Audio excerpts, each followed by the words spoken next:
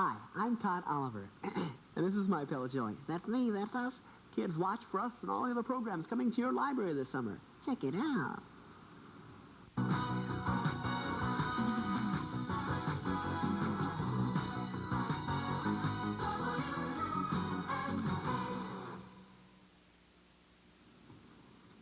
Good morning. As this day begins in Los Alamos, New Mexico, a controversial anniversary will be marked.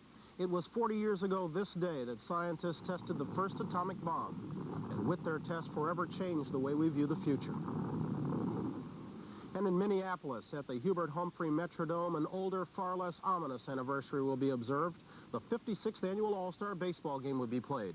A rite of summer clouded by the prospect of yet another baseball strike today, Tuesday, July 16th, 1985. From NBC News, this is Today with Bryant Gumbel and Jane Pauley. And good morning. Welcome to Today on this Tuesday morning. Welcome, too, to the Hubert H. Humphrey Metrodome. We're inside the dome under the tent, where tonight baseball stars will be showcased in the 56th annual All-Star Game. We'll be previewing that game this morning. In this half hour, we'll be talking with the Commissioner of Baseball, Peter Uberoff, not only about tonight's game, but also about the strike deadline of August 6th set by the Major League players on Monday morning. We'll also here be talking to the All-Star captains. A couple of Hall of Famers will be dropping by. They made their name, among other things, in the All-Star Game that was last played here 20 years ago. We'll be talking with Sandy Koufax and Harmon Killebrew.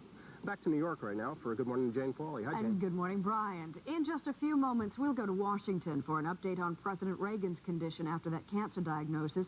We'll also talk with two doctors, one of whom says that the president's doctors waited too long to do a complete examination. Also, now 3 weeks after the hostages have come home from Beirut, how's it going? We'll find out from Thomas and Kelly Collins. Brian? Jane, a couple of other notes from Minneapolis. We'll be talking some music here. As you know, Prince hails from this area, and as a result, there's some sounds popping up here that perhaps the rest of the world ought to know about. We'll be taking a look at a new thriving industry here in Minneapolis, the music industry. And Peter Graves takes us on a new Mission Impossible, a tour of his native Minnesota. But first to the news desk. Let's get caught up with John Palmer. Good morning, John. Brian, Jane, good morning. Word that the tumor removed from President Reagan's colon was cancerous is front-page news around the world this morning. British Prime Minister Margaret Thatcher telephoned the White House with a personal message of love, affection, and best wishes. Similar messages have been received from other heads of government around the world, expressing concern for the president and relief that doctors say Mr. Reagan has an excellent chance for a full recovery. White House correspondent Andrea Mitchell is standing by at the Bethesda Naval Hospital just outside Washington this morning with an update. Good morning, Andrea. Good morning to you, John. Well, no matter how well prepared you are for those test results, there was a sense of shock here when doctors announced that the president and his wife had heard the words that every patient most fears. The president has cancer. There is no evidence in the president's case that this cancer has spread. I think the chances are excellent that this tumor will not recur again. The cancer was in the tumor taken out with a section of the president's large intestine. The tumor did grow into the muscle of the bowel wall, but doctors stressed that the president may have been cured by his surgery. I would certainly think that the president's chances of being completely cured, that is, never again having any evidence of this tumor appear during his normal lifespan, is greater than 50%. Mr. Reagan was quoted as saying, "I'm glad it's all out." Mrs. Reagan, looking tired but putting on a good front, stood in for the president at a diplomatic reception. My husband is sorry he can't be with you, and I'm sort of a stand-in. But he's asked me to give you his very best wishes and his regrets. The president's liver, lungs, and other organs will now be closely watched for any possible spread of the cancer. But doctors say, aside from the surgery, there is no real treatment, that chemotherapy and radiation simply do not work on this type of cancer. John? Thanks, Andrea. In other news this morning, the Royal Palace in Brussels announced this morning that the government of Prime Minister Wilfried Martens has resigned. This is the latest repercussion from the soccer riot last May in which 38 people died. A U.S. military spokesman in West Germany said this morning that a Soviet military vehicle was involved in an accident with a U.S. military vehicle this past weekend. The Soviet vehicle had been following the U.S. vehicle in East Germany when the collision occurred. An American soldier was injured. 40 years ago this morning, as Bryant reported, dawn broke twice over the New Mexico desert.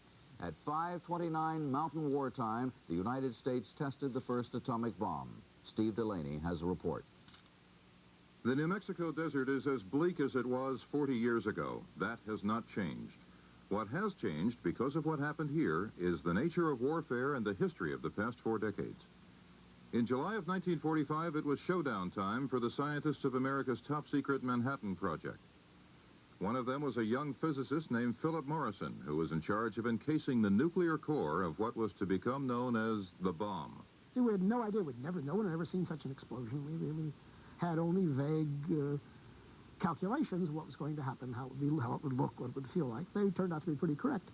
But the sense of realization, instead of just the sense of anticipation, is very, very different. We felt that real heat, as though it were the noonday sun, hotter than the noonday sun, in the desert, in the cold desert before dawn.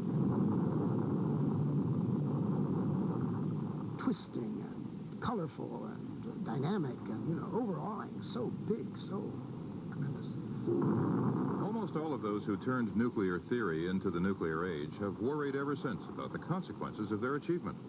Henry Smythe, the retired chairman of the Princeton University Physics Department. It probably would have been better if nature had not made a chain reaction possible, so that no nuclear bomb could exist. We're trying to make a weapon, and we made a terrible weapon. And that weapon has not yet been used again, but it's been enormously elaborated and multiplied by people, leaders, who have not understood that they've entered a new world. We can't have the same kind of national behavior we used to have, or we won't survive, that's all. If there's a common thread in the reminiscences of those who launched the nuclear age half a lifetime ago, it is regret that the force they unleashed in the desert remains primarily a destructive force. Steve Delaney, NBC News, New York. In Cedar Rapids, Iowa this morning, authorities have urged several thousand residents to leave their homes because of a dense cloud and foul-smelling fumes from a fire at a plastics firm. Deborah Carthy-Dway, a 19-year-old brunette from San Juan, Puerto Rico, was crowned Miss Universe last night in Miami. She was chosen over 78 other contestants from around the world. The new Miss Universe described herself as being on cloud 9, and she said she was really, really excited. 7 minutes now after the hour. Let's go to Minneapolis and Brian Campbell. All right, John Palmer, thank you much. Generally, for All-Star games, we're in the position of hoping the weather's good. In this case, we don't care what you say outside. 78 degrees and partly sunny. Who could beat this? I was really impressed. I'd never been in Dome before. Isn't that dumb? You never been in the Houston Never Astrodome? been in any of the Never domes. been in the New Orleans Superdome? No, first time inside. Never been in the Carrier Dome? Never been, no, that's right. An aerodrome once, years ago. When That's it. That's it. But it is spectacular. What a great city this is. Last night we had the parade. I found this in my room. Santa Claus sent me this. You only find that in Minneapolis and St. Paul. Also, Pinker Zuckerman called up to say hello, conducted the Minneapolis Symphony. Minneapolis Honeywell. You know this is the 100th anniversary of the thermostat. Where would you be without your thermostat? Think about that, friends. Also, General Mills is here, the Lone Ranger sponsor, and we have the Pillsbury people here, and Peter Uberoff is over there waiting in the wings with his blazer. This is America. Let's check the act this morning and see what we have in the weather department. I believe a minute ago, John mentioned the severe thunderstorms that passed through from New York, New Jersey, all the way down through the mid-Atlantic states. Dulles International Airport, near my mule lives about 4 miles from there. When his right ear moves to the left, that means it's going to be thundery. Well, his both ears were to the left last night because they had heavy thunder showers, but no reservoir water was helped in New York State, unfortunately. Today's weather in the Northeast, it'll be beautiful after morning showers. The Great Lakes are sensational today. Bay City, Michigan is our pick city of the day. We do have some heavy thunder showers throughout the western states and the southeast and along the Gulf Coast. Look out for thunder showers. Now, here's what's happening in your world this morning. Well, with Willard in town, what could possibly go wrong? We're looking for plenty of sunshine, perhaps some afternoon clouds, but it'll be a beautiful day. A bit warmer. Look for highs that get up to about 86. And here in the Metrodome, Hubert Humphrey Stadium, we have one final birthday wish this morning. Mrs. Amy Washer of Lancaster, Pennsylvania. I was in Hershey yesterday. I got us a 10-pound chocolate bar. Amy is 100 years old today. Wish her a very happy birthday. Now back to New York, and here's Jay. Thank you, Willard. On Close Up this morning, we'll continue with President Reagan's condition. We'll talk with 2 doctors who have, well, different opinions about the president's medical care. First of all, here in New York, I'm talking with Dr. Jerome Way, professor of medicine at Mount Sinai Hospital. And you think that the doctors were negligent in that they found a polyp 14 months ago and didn't follow up on it? I'm not so sure that's negligence, but I think that... That was my word, too strong. I think that any other 75-year-old man who had a colon polyp discovered on a flexible sigmoidoscopic examination would, in this day and age, have had a more extensive investigation. He actually should have had his entire colon looked at that time. And yet they responded very quickly when they found the polyp, or just rediscovered it, if you will, and acted within days. I would respond the same way. But because having not looked for it when they really should have 14 months ago, now they're saying that it was a pseudopolyp, an inflammatory polyp. The fact is that any polyp in the colon means that there's a 50% chance of having another polyp in that colon, and it should have been looked for. Let's go now to Washington, where our NBC correspondent Bob Brazel is sitting with Dr. Stanley Benjamin, the chief of gastroenterology at Georgetown University Hospital. Doctor, good morning. Do you agree, or is Dr. Way being too critical? Well, I agree, depending on how we define the term polyp. The polyp that was found 14 months ago at a time when the president had no occult blood in his stool was, in fact, an inflammatory polyp or a pseudopolyp, and in my opinion, at that time, there was no real need to proceed with the full colonoscopy. We should point out that there's been allegations, none of them proved from many sources this had to do with an election year and everything like that. Do you think, Dr. Benjamin, you trained the doctors who treated Dr. Reagan, Mr. Reagan, do you think that politics entered into their decision about the treatment? Well, it's almost impossible for me to say that, but I do believe, based on the information that's a matter of public record, that there was no reason to proceed with more of an evaluation at that time, and that, as far as I know, nothing was covered up. Okay, we'd like to move on to another subject and ask both doctors. Let's start with Dr. Way in New York. The diagnosis of cancer, you've both had a lot of experience. What will this do psychologically to a patient, and can you tell particularly what it might do to the President of the United States and his ability to function? I think that the President's cancer is discovered at a stage that's really barely invasive. I think that psychologically the President will feel, as most patients do who have had a cancer of the colon, that he is cured and he has tremendous chances for total recovery. Dr. Benjamin, after Betty Ford was diagnosed as having breast cancer, enormous numbers of women started to examine themselves, and we seem to have an epidemic of breast cancer in the United States. There wasn't really an epidemic, it was only because people started to notice it. Do you think we might now have a situation where a lot of people will discover that they have colon cancer? I think, to use President Reagan's own terms, that there are never problems, only opportunities, and if we take this from the medical standpoint as an opportunity to make the American public aware of the kind of problem that exists and the fact that we can use the methods we have available to find cancers or polyps at an early stage, it will in fact be an opportunity for the entire American public. Bob, can I interrupt just a second? Never mind the political considerations that we could only speculate about. Let me ask another question that you could speculate about. The President's robust good health has been remarked upon ever since he entered the political scene. He is a healthy, vital appearing man. Are doctors sometimes likely to be, well, are they suffering from his own good health? In other words, did his good health get in the way of the best medical treatment? Is that possible? Do doctors ever look at an apparently healthy man and see a healthy man? I think that there may be some element of truth to that, but remember, we're dealing with the President of the United States, and he has a lot of other considerations on his mind, despite the fact that he feels like he's in good health and in fact is. I think as physicians, we always want to encourage that kind of behavior on the part of patients, be it the President or anyone else. Perhaps with Dr. Way, one more question. What should most people, I guess particularly people over 50, be doing about colon cancer? There seems to be this epidemic. The numbers seem to be increasing. It kills 60,000 people a year, no matter what President Reagan's prognosis may be. What can people do about colon cancer? Well, one of the problems is that colon cancer is the second most common cancer in the United States, and we have to try to find it earlier. The problem is that just because a person looks robust doesn't necessarily mean that they don't have cancer. And since colon cancer is so common, it's incumbent upon physicians to investigate thoroughly every person who comes to their office with a complaint referable to the colon.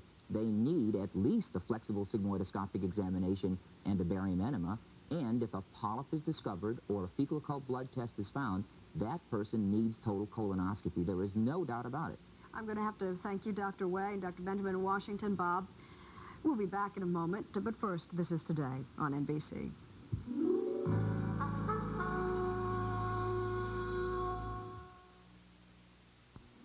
I am pleased to report that the first half of 1985 was the best in our 94-year history. Our net income for 6 months ending June 30th was over $32 million, bringing our net worth to an all-time high of $110 million. Our regulatory net worth ratio was well over 6%, among the highest in the nation. Midwest Federal's strength and stability is unparalleled. Thanks to our innovative management team and dedicated employees, and particularly you, our good friends and customers, we're pleased to serve you. Hope your restaurant chain's doing better than you are. It is, but I've got myself a new long-distance company. Substantial savings? Up 70% on the road. Helpful services? Everything I need. Since I entered their World Series sweepstakes, I figure I'm going to get there, one way or the other. Does the phone company have a name? Sprint. Check our Sprint to the Series sweepstakes ad in Monday's USA Today. Nice talking to you. Follow the winners. My state-of-the-art electronics training at Northwestern Electronics Institute helped me to obtain a challenging position with IXI, a world leader in floppy disk production equipment. For quality technical training, I recommend NEI. Follow the winners to NEI.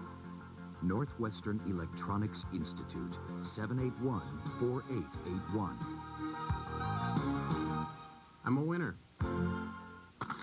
If you missed this at the 1933 All-Star Game, have I got a deal for you? Because this year, there will be a home run hitting contest the day before the All-Star Game. Mike Schmidt, Dave Winfield, Steve Garvey, Reggie, Dale Murphy, all those guys. See both teams work out, too. Just $2 with all proceeds to Upper Midwest Amateur Baseball.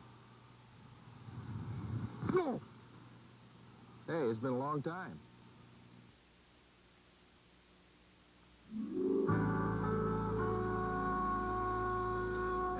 As we look to the 56th annual All-Star Game to be held here in Minneapolis, there's a dark cloud hanging over baseball. Everybody's looking to the date of August 6th because that is the date that has been set as a strike deadline by the Major League Players Association. Joining us this morning is Commissioner Peter Uberoth, who on Sunday called it not a strike date but a failure date because it means both sides failed. You surprised by the date? Not too surprised, but I'm kind of happy about it. I think they should... Both sides have hired two very good negotiators. This time, first time, they're both very experienced. They know each other. Put them in there and get their job done. Let them find a common ground and get this over with. So I'd rather have, instead of having that cloud hanging over the greatest season that I think baseball, easily the greatest season baseball's ever had, get their job done and let's get behind it. What makes you think if they haven't made any headway till now that because I think the date helps, Brian. What? Well, because it's a deadline, it puts the pressure on everybody, and I think that the focus will be there. I think they'll get it done. That's just, the game has too many good things. It's part of the fabric of America in the summer, and to shut it down is just, to me, unthinkable. The owners this time don't have strike insurance, unlike 81. Is that going to help? Yeah, I think it helps. I think that strike insurance is trying to almost predict a strike. I think both sides are sincere. You're going to hear rhetoric. I have people on later today. You'll hear rhetoric that they're not, but I think they're sincere. They represent. You're alluding to Donald Fear, who'll be on a little bit later. No, I think he's sincere. He'll have critical things to say, but he'll have his point of view, and the owners have their point of view. Now, I can't subscribe to either of their points of view, clearly at all. But the person that's hurt the most is a baseball fan, and a baseball fan pays everybody. It pays NBC to televise the game today, pays the commissioner, pays all the players in the field, the umpires. Let's not have a strike for the baseball You fans. continue to walk this tightrope that says I'm not going to get involved, and yet back in the last strike, it was one of the things for which your predecessor, Bowie Kuhn, was most criticized. Well, I'm involved. I mean, of course I'm involved. What do you do? They asked, there's big arguments about the books. The owners supposedly had never been honest and opened their books, and they didn't like it when I did. I said, open the books. Let's get that done. I'll do anything that can be helpful. But I really think the best thing is to let those four people get together. Leave the rhetoric out of it. Tell the owners to be quiet. Tell the players to play ball as well as they're playing so well. I mean, we are breaking every record. As the strike date nears and you continue to monitor developments, might you change your position on getting involved? Well, it'd take someone else to get me involved. The way labor goes in this country, it's fair. Collective bargaining process, there's not a role for me. But if it's in need be, if there's a thing I can do, I'm not going to walk away from it. Opening the books has not turned out to be such a boom as we thought it might be, because the owners have said, look, it shows we're losing money, and the players have said, well, you're hiding things with the accounting figures. Who's right? Well, both. What the stated ownership losses are and the accounting techniques are both factors. They're losing money. Without question, they're losing money. They're losing a lot of money. But how much is a debatable thing, and some teams are making some money, and you can debate that for hours. At least they're dealing with honest figures now. They have something to grab hold of. It's not just rhetoric. You're a gentleman who, when you came on board, said you were going to pay attention to the fan. Sport Magazine has been running a sport baseball poll. Let me run some of the things by you, get your reaction to them. On who should select the All-Star teams, most of those asked said the players. Well, I think that's a good factor. An idea that most interests me, I'm not going to let the fan get out of the voting. I think the fan must stay in the voting, so I won't go along with that. Okay. The fan has to stay in the voting, and they're putting two great teams on the field today, I'll tell you. This might surprise you, because when you and I talked about your drug testing, you said that you're going to take a lot of heat for it. 76% of those asked said they support periodic drug testing for the players. Well, I got to tell you, it's not baseball players, it's the whole society. I said it once before, enough is enough on drugs. We've got to take action and rid it. And we're going to rid it out of baseball. We're going to take drugs out of baseball. Got to do it. This DH poll shows that 51% want it banned. What's the one you've been taking, Sean? Well, we had our own poll. We've had the first phase done. If it comes out 50-50, no point in changing it. Then let's let the controversy rage on. If the fan thought it was 80-30 against or for, then we really have to take some action, for sure. Commissioner Peter Ubrow, thank you. It's always a pleasure. And let it be noted on this All-Star morning that you did get out of the way. I almost decked the commissioner with a high hardwood, if you can believe that, on this morning. I'm glad you ducked. You're still quick. Moving on, 7:22. We'll take a break. This is Today on NBC. Can you say for me?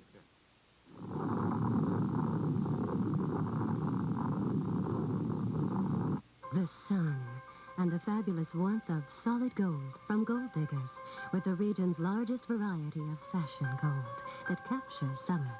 The special brilliance, the shimmer. Perfect. In 14 or 18 karat solid gold from Gold Diggers, with fashion, selection, and value that are extraordinary every day. Like the days of summer, yours to keep forever. From Gold Diggers of City Center, Rosedale, Bonaventure, and Yorktown. Teresa's life began to fall apart when she was just 9 years old.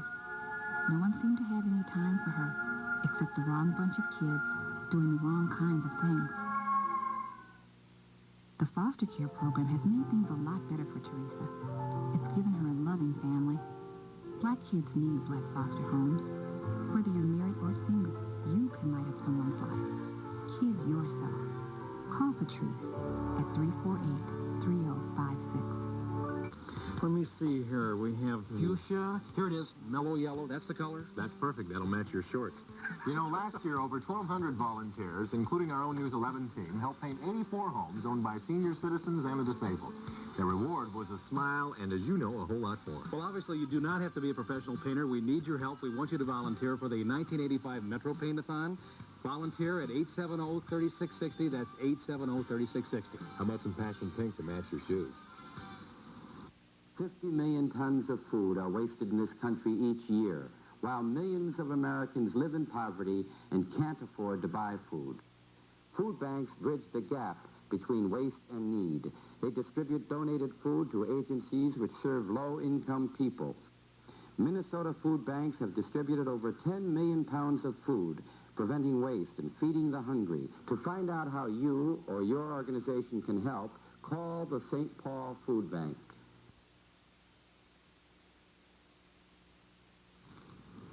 As we head towards a station break, Jane, I just want to share this one little note with you, and this is a true story. The commissioner, as he was walking up here, was looking at me, and I was saying good morning, took the baseball, and threw it to him. At which point, when I looked at him, he was looking down at the steps and sailed right by his ear. Would have looked real good in the morning paper. We would have reported the news here on Yes, Today. I'm sure it would have. I would have been embarrassed. Sandy Koufax and Harlan Killebrew will be with us. An American tradition continues with a Midsummer's Classic, baseball's Night of Stars, the All-Star Game, tonight on NBC. Something so important is happening in Fremont, California. that the eyes of the automotive world are focused on. Introducing Nova from today's Chevrolet. Nova is a result of a joint effort between General Motors and Toyota. Management and labor working together to bring you a car that's not just better, but the best of both worlds. Nova from today's Chevrolet. Drive today's Chevy. Live today's Chevy. Now that we've made the great outdoors more comfortable, we're moving indoors. We'll not only heat your home, we'll cool it, even on the hottest days with the Coleman Horizon Series air conditioner. The Horizon Series is designed to meet the high standards you'd expect from Coleman. State-of-the-art technology to cool your home for years to come. Have your nearest Coleman dealer install Coleman heating and air conditioning in your home. You'll find them in the yellow pages. Coleman, quality and comfort at an affordable price.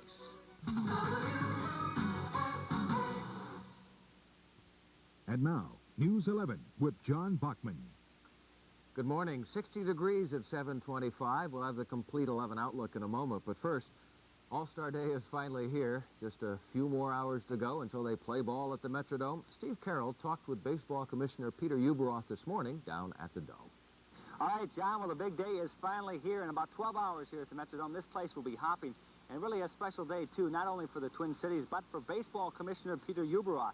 This is his first All-Star game, and he told us within the hour live on News 11 Sunrise that he's looking forward to his first All-Star game. And here was a community that a year and a half, 2 years ago, they said was not a major league city, that it wouldn't be a place that could have a major league team. And what happened?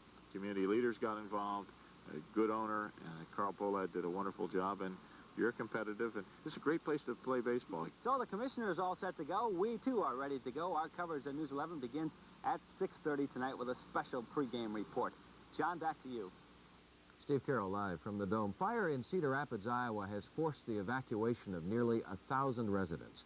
The fire broke out yesterday in an abandoned sewage plant and continued burning throughout the night. Toxic fumes prompted the evacuation. There have been no reports of injuries. If you're driving this morning, traffic trouble spots to beware of today. In White Bear Lake, bridge deck repair work on northbound 694 over the County Road 68 bridge, 24 hours a day. And in Osseo, traffic will be restricted to a single lane on westbound 169 at County Road 18 from 9 this morning until 3 this afternoon. As for the weather, Barry Finn will be along in just a moment to tell us all about that. Stay with us. Nice home, isn't it? Well, it does have a few problems. Insects, mice, and other unwanted pests. You know, that's not unusual. Many homes can get pests. When folks give Bradley Exterminating a call for help, we offer them fast service with no fuss and no muss at a very reasonable cost. If you have a problem at your home, give Bradley Exterminating the call. If we listed the fine homes just like yours that we've serviced, you'd be amazed. Give us a chance to amaze you. Call Bradley Exterminating in the Twin Cities area, 861-4161. When you're hungry for the taste of home-cooked chicken, catch a chicken. Or open a can of delicious 100% natural Hormel chunk chicken. Catching your own can cause a few problems, while Hormel chicken comes in ready-to-savor, mouth-watering chunks. Of course, the choice is up to you. Hormel chunk chicken. Home-cooked taste without the home cooking. Now an all-star forecast from Barry Finn. Barry? Okay, John, the Midsummer's Classic Baseball's All-Star Game. Look at this. Sunny skies, nice clear skies. These storms are going to stay away from our area until probably later this evening and tonight. Warm air coming back in, and Barry Baseball down in the corner is all set to go. Let's take a look at the forecast because it's a great one for today. Lots of sunshine, some afternoon clouds, a bit warmer, highs of about 86, and this evening, not bad. Partly cloudy, chance of a thunderstorm, highs or lows, 63 to 66. John, looks like a great day weather-wise. Already. He did that baseball player himself, too. Not bad. More of the news on the Today Show still to come. Another News 11 update at 8:25. Join us for the news at 5 and 6, and have a good day. If you'd like to watch pit crews at work at speedways, meet our Express Speed Lane crew at Twin City Tire. After you've made your purchase, our Twin City Tire Speed Lane crew will expertly balance and install your tires in 20 minutes or less. It's all done with state-of-the-art high-tech equipment and teamwork worth watching from our showroom. Anybody can change a tire, but nobody can match the speed and precision of our crew. We're Twin City Tire, 494 at Lindale in Richfield. Hi, I'm Oscar, homeowner of the Package Furniture and Carpet Company. Here is a new highly-style carpet for your home called Hidden Jewels, designed by the Criterion Carpet Mills. It is a Marquesa yarns with a 10-year warranty. The average living room costs approximately $369. For free sample, call or visit any of our 6 Metro stores and ask for samples of Hidden Jewels. Remember, ask for Hidden Jewels and look for the diamonds in the carpet. Call 298-0611. You're watching WUSA, Minneapolis, St. Paul. Back now at 7:30, we're up in the Twin Cities area. Specifically, we're in Minneapolis, but you're looking across at St. Paul. And yes, Willard Scott, it is Minneapolis-St. Paul, not slash. Welcome back inside the Hubert H. Humphrey Metrodome. We're getting set for the 56th annual Baseball All-Star Game. 2 honorary captains are going to be with us in this half hour. 2 Hall of Famers, 2 men who shined in their time. They were in Minnesota during the World Series in '65. They were in Minnesota the last time the All-Star Game was played here in '65. One was the winning pitcher, and one had a home run in the series that year. Harmon Killebrew, Sandy Koufax. 2 greats will be joining us. First back in New York, Jane Pauley. Hi, Jane. And thank you, Brian. Hello. We're going to flash back 40 years and 2 hours ago. Codename Project Trinity. The focus, the Alamogordo bombing range, southern New Mexico. It was there. Joseph McKibben threw an electronic timing switch, and Berlin Brixner made sure the film was rolling. What McKibben set off and Brixner photographed was the world's first atomic explosion. And we'll talk with both of those men in this half hour. Brian? Okay, thank you, Jane. And Gene Shallon, I saw, was sitting there. Good morning, Gene. Didn't mean to ignore you. Well, I ignored him. I'm being rude. Sorry, well, Brian. that's all right. Also, as we all know by now, the rock sounds of Prince have put Minnesota on the musical map. We'll take a look at some others who are following in his footsteps in this half hour. First, let's get to the news desk. Get caught up with John Palmer. John? Brian, Jane, Gene, good morning. President Reagan is receiving get-well wishes from around the world this morning. British Prime Minister Margaret Thatcher, one of Mr. Reagan's closest allies, called Chief of Staff Donald Regan last night and gave him a message for the president. Meanwhile, doctors say the malignant tumor found in Mr. Reagan's intestines was caught in time, and they think the cancer has not spread.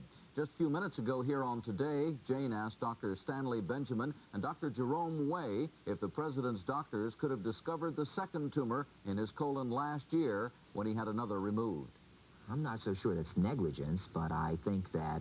That was my word, too strong. I think that any other 75-year-old man who had a colon polyp discovered on a flexible sigmoidoscopic examination would, in this day and age, have had a more extensive investigation.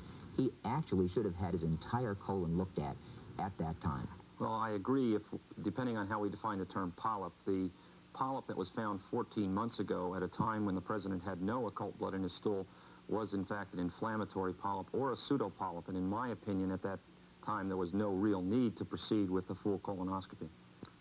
Reaction to President Reagan's request Monday that the Supreme Court reverse its 1973 ruling on abortion has been swift and mixed. It was attacked by Nanette Falkenberg of the National Abortion Rights League, but defended by Douglas Johnson of the National Right to Life Committee. Obviously, it's no surprise to anybody that the administration disagrees with Roe versus Wade. But to use an amicus brief in quite this sort of raw political way, I think it's surprising. I think even for this administration. We do not expect, and I don't think that the Justice Department expects, that the majority of the current Supreme Court justices are prepared to abandon their 1973 decision legalizing abortion on demand. But we do think it's significant that a co-equal branch of government has placed before the court the argument that its decision was unconstitutional and should be reversed. Fire officials in Cedar Rapids, Iowa have evacuated almost 10,000 people this morning as firefighters battle a blaze in an abandoned plant. The plant's styrofoam dome is burning, and officials are worried about the danger posed by toxic fumes. Democratic budget negotiators say they'll offer a new budget plan today that trims at least $56 billion from next year's deficit, but Senate Budget Committee head Peter Domenici says it will not come close to the president's request to trim the deficit of $200 billion in half. The government of Belgium resigned this morning, and the latest in the ramifications of that stadium tragedy that left 38 people dead. The members of the cabinet resigned when the interior minister refused to accept responsibility for the soccer riot.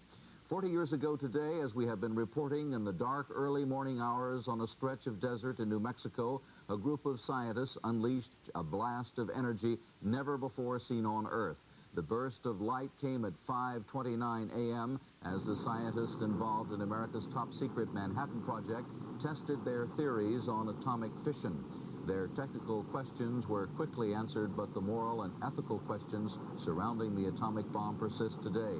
It was the dawn of a new age, but what was seen as a potentially positive force is now regarded by many as primarily a destructive one. It's now 35 minutes after the hour. Back to the Twin Cities and Brian. All right, John Palmer, thank you very much. Willard Scott has a check of the weather in just a moment, and then we'll talk a little ball with two of the best who ever used this thing. Number 32, Sandy Koufax. Number 5, Harmon Killebrew. Right after this. No diet in the world will help you lose weight until you do one thing. Control your appetite. I had a huge appetite, but Dexatrim curbed my hunger, and I lost weight. The extra-strength Dexatrim diet plan. You can't buy a stronger appetite control capsule without prescription. Dexatrim helps you eat less all day and lose weight. Dexatrim made the difference for me. I ate less all day and lost weight. Extra-strength Dexatrim. No appetite control capsule works harder to help you lose weight. 3 boxes of Arm & Hammer baking soda? Yes, to beat that summer heat. Box 1 is for my bath. Arm & Hammer baking soda in my bath leaves me feeling smooth and silky. Pure softness, without an oily feeling. Box 2 is for my freezer, so ice cream and ice cubes won't taste funny. Box 3 deodorizes my refrigerator. With melons and potato salad, I need it. Look, 3 boxes, Louise. You devil, Harry. Saves money, too. What makes Carnival Cruise Line the most popular cruise line in the world? In the morning, in the evening, ain't we got fun? Not much money, oh, but honey, ain't we got fun? The food is great here, there's never a bill. We'll pay up late, dear, not miss a thrill. Sunny weather, all together, we've got the fun. Sail for 7 days on the world's most popular cruise line, Carnival Cruise Line. 37 past the hour now. We'll take a quick check of the weather. Willard Scott has that, sir. I've lost my headset. Willard? Hey, we're on the air, and I've lost my headset, so I'll pull it out of my ear. I mentioned a couple of things in the opening of the show. What a great city the Twin Cities, really. Guthrie Theater, I didn't mention that. I'm going to go get my own Santa Claus suit in a few minutes. They're going to make one for me. And last night, I was over and had 14 Gutbusters. I had White Castle cheeseburgers, and I mean, they were out of this world. Richard Erickson is a native of Minneapolis, right? That's right. I'm here all my life. Do you ever eat at the White Castle? Oh, I got to hit it once a year anyway. There's a, right here. Right there. Now, you're in charge of maintaining and taking care of this place.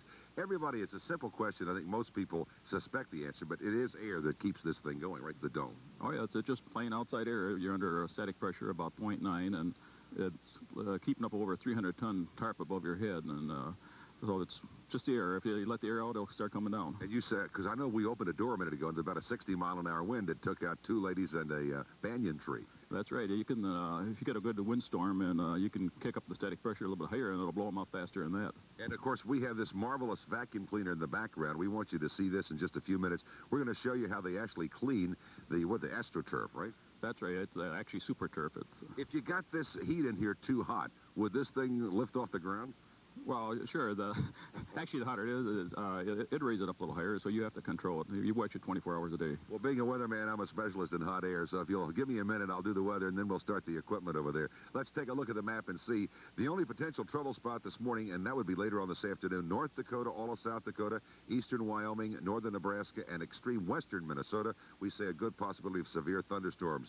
The Northeast will have a beautiful day today after actually some severe thunderstorms broke out from New Jersey down through the mid-Atlantic states yesterday. Unfortunately, did not bring any rain to the Hudson River Valley to give New York City reservoirs a shot. If you're looking for absolute heaven today, outside of Minneapolis, St. Paul, where it's lovely, may I suggest anywhere around the Great Lakes today. It is summer. Traverse City, Michigan, you got a field day. What did I miss?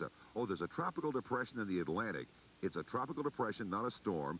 If it does form, the name will be Anna. We'll talk about that later. Here's what's happening in your world this morning.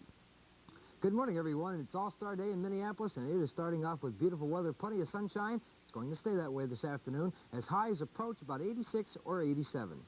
Okay, Richard Erickson's going to demonstrate with these fellows over here. This is only $19.99. This can be yours. Blue Luster Vacuum. It cleans, it soaks, it sucks. As a matter of fact, 4,000 fans can be removed in 5 seconds. Turn the equipment on, boys. Let's see what happens over there. This machine will, first of all, the John Deere moves down the line, then the vacuum bag goes in. We start the machine. There it goes. And just like the home demonstration, we put a sample on the floor, right? There it goes. We got the lower. There goes the power. The power of the vacuum bag goes by. Now we have the rinse and vac. This comes in, completely doing over the rug, making it look brand new and luster-free. Take a look at that. That can be yours, friends. $19.95. Give us a call right after the show. And now back to little old Brian Gumble. All right, well, thank you, and thank you for cutting the engine off, too. The only other All-Star Classic that was played here in the Twin Cities was back in 1965, 20 years ago. Two of the heroes of that game have now come back as honorary captains of this 56th All-Star Classic. The winning pitcher for the National League back then, Sandy Koufax. He was the most overwhelming pitcher in baseball during the 60s. The hitting hero for the American League, Minnesota's own, Harmon Killebrew. He hit a fifth-inning dinger that tied the score at 5. Then he hopped around the bases before the hometown fans in what had to be one of his happiest moments. Both are now Hall of Famers, and Harmon Killebrew and Sandy Koufax have joined us inside under the dome. Good morning. Congratulations to both of you. Does it mean anything to be an honorary captain? Oh, yeah, it's kind of fun, especially here. For me, there are a lot of pleasant memories of being in Minneapolis, the All-Star Game and the World Series in '65, so it's kind of fun to be here. Harmon, as a hometown hero, did you expect it? Well, no, I really didn't expect it, Brian. Pleasant memories for him, but it's kind of some sad moments for us. We lost the All-Star Game that year to the National League, and Sandy beat us in the World Series. So the All-Star Game that year was started out 5-0. National League jumped all over him. National League had all the power that year, jumped all over him 5-0. You guys came back, tied it at 5, and then you won it 6-5. What do you remember about the game? Your involvement in it? It wasn't your first. No, I really don't remember that much about it. You know, for me, the All-Star Game was, you know, it was a highlight of the year. You really wanted to be selected, but I didn't mind if I didn't get into it because it meant you could make a start earlier after the All-Star Game was over. Yeah. And I know I only pitched 1 inning in it, and it wasn't an outstanding inning. I just happened to be there the right inning when we scored the 6th run. It works for a lot of relief pitchers. Don't worry about it. How many it had to be a bigger deal for you, though, before the hometown folks? It really was, Brian, because we were just starting to become a very good ball club in those days, and we had just finished a series with the Yankees before the All-Star Game and put us out about 4 or 5 games in front. That was before the divisional setup.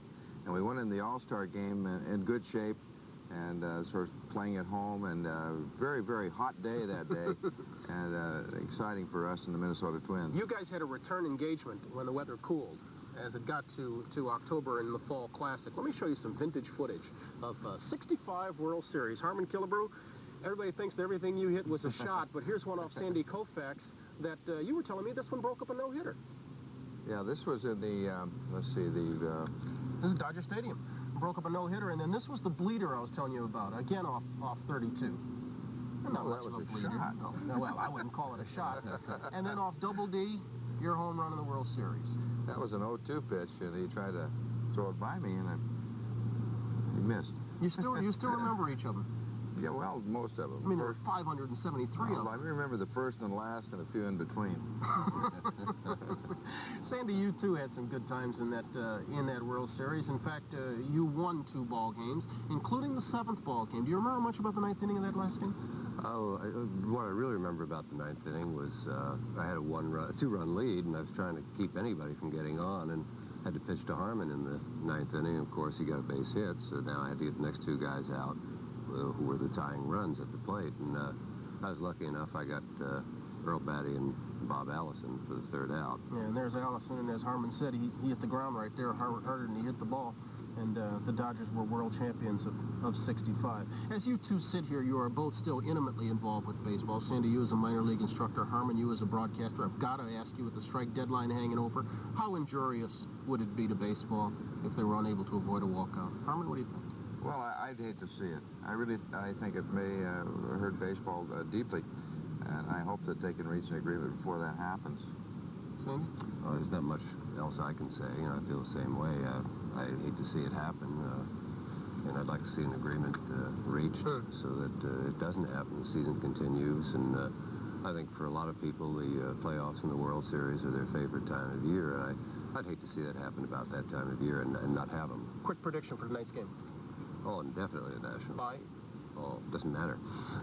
Hey, I think the American Leagues do, and I think we're going to do it tonight. Gentlemen, we'll look forward to it. It's always a pleasure to see both of you. I mean that. Thanks for many great thrills. I appreciate it. Sandy, Harmon, take care. Two men who were there when they first tested the A-bomb. Be with Jay in just a moment. We get back to New York after these messages. I thought you were talking about this. Everyone knows how well Ziploc freezer bags protect against freezer burn. And now, their new and improved Zipper Seal has made Ziploc freezer bags so easy to close, I can do it with one eye shut, with one foot behind the head, standing on a chair. In fact, new Ziploc freezer bags are so easy to close, I can even do it standing on my head. No, Dom. Watch. New Ziploc. Dom! Timber! We've got the lock on food protection. Bartender, we'll have a little something cold and wet. A little reuniti. Coming up, a little reuniti. A little reuniti. Boy, could we go for a little reuniti on ice. Yeah. Have a little reuniti. Have a little reuniti. Reuniti introduces a little Reuniti, a fresh and fruity cutie that makes the ultimate cooler. And now it's Reuniti Ice-Appear time. Buy 2 4-packs and save. Have a little reuniti. 3 and 4. See, aerobics is a lot tougher than it looks. Oh, no. Just one more routine to go. Oh, no. This one helps keep you fit. Inside. Fit inside. It's Kellogg's Bran Flakes. You get lots of fiber to help keep your insides fit and running smooth. Oh. And now 100% of the iron you need each day. How do they taste? Really good. Come on, you'll like this exercise. You just lift the spoon. Ooh. Kellogg's Bran Flakes does the rest. Take care of the inside. Mm-hmm. As we have noted this morning, something happened on this date 40 years ago that forever divided the history of mankind into before and after. A man threw a switch at a New Mexico test site and set off the world's first atomic bomb. Boyd Mattson joins us this morning live from the Los Alamos National Laboratory in New Mexico, and with him, the man who threw that switch 40 years ago today, and the man who photographed that awesome event. And good morning, Boyd, gentlemen. Good morning, Jane. Next to me is Berlin Brixer, the man who took the pictures of the first atomic explosion and several of them that followed that, and Joe McKibben next to him, the physicist who threw the switch. And behind us, if you can see in the background, they're models of Little Boy and Fat Man, the first 2 bombs dropped, and the only 2 bombs dropped in combat over Japan. At the time of this explosion, nobody had any idea what was going to happen. Did you realize that you were going to set history, change it forever? I believe we were conscious of that. We did not know, of course, how well it would do. That was about 2.5 years after you arrived here. They were ready to actually set off an atomic explosion. There were 2.5 years in development. And you went about 200 miles from here to a site called Trinity to set off that bomb. There was a 100-foot tower built. Scientists took the bomb up to the top of the tower. That's where they armed it. And then the explosion, you pulled the switch, Mr. McKibben. Well, I started a timing equipment, which timed not only the setting off the bomb, but all of the experiments, the photographs that you'll see, and so forth, so that was done together. We see the bomb going off right now. These pictures are the ones that you took, Mr. Brixner. Yes. What was your reaction at that moment? I was simply astounded at the brightness of the explosion. It was just blinding, and that caused me to look aside at the mountains, and I saw that they were lighted as though by daylight. This was at 5:30 in the morning, so it was dark at this moment. Yes, that's right. It was just dawn. The mountains lit up like they were sunlit, and then I looked back through the eye protecting filter and I could see the growing ball of fire, and it was just growing at a tremendous rate. I could just hardly believe it, and I wondered, when will it stop growing?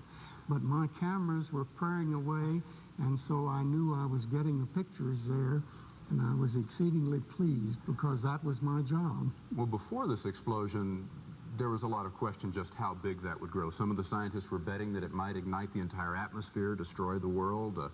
Some others said it would only ignite 35 miles of it. Some said it wouldn't go off at all. What did you think? We, who nuclear physicists, didn't take very seriously the concern that it would set off the atmosphere. Our concern was whether it really would go above 1,000 kilotons, or we were surprised at the 20,000 kilotons. The atmosphere here, aside from the day the bomb went off, was rarefied because of the scientists who had been brought in, the nuclear physicists, the greatest collection of minds in the country. What was it like to work under those conditions?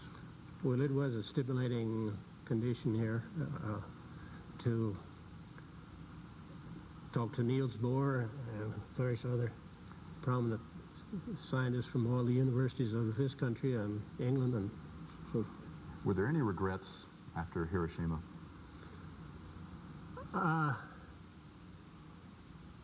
Well, let me go back. I think that many of us wished that when we came here that this thing would not work, but we were going to give it the best chance. And it did work, and of course we were delighted, and it stopped the war. Thank you very much, Mr. Brixer, Mr. McKibben, for joining us this morning. Jane, back to you in New York. Thank you, Boyd. From the men who make history, we go to the men and women who make music in Minnesota after station break.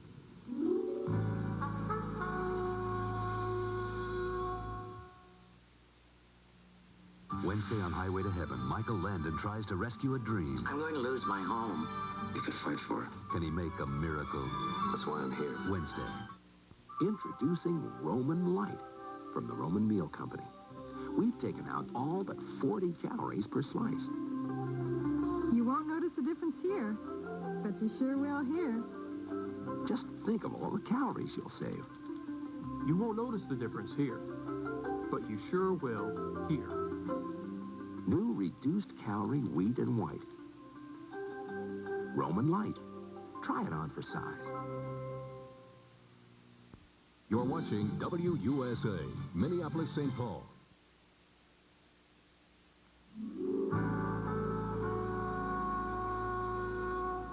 The success of the rock star Prince has truly heated up the music scene here in his hometown of Minneapolis, St. Paul. More than one local singer has signed a major recording contract and made an album right here in the Twin Cities.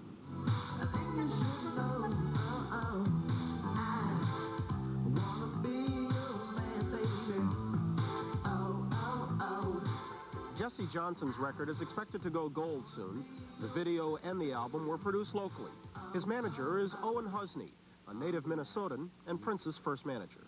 I can remember going out to the West Coast in the early 70s with tapes that I was representing, and I would bring a tape out, and they would say, well, isn't that the home of the Doughboy? Isn't it cold out there? What are you doing out here with these musical tapes? This isn't right.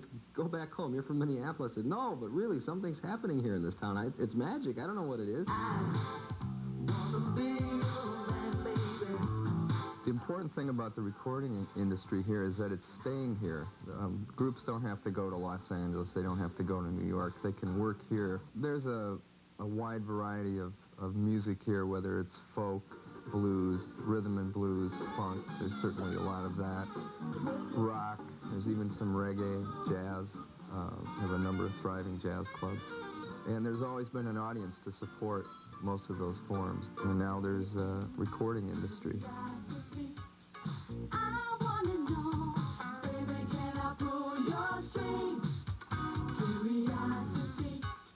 The Jets, 8 brothers and sisters, are making their first album for a major label under the direction of David Rivkin, who also produces Prince.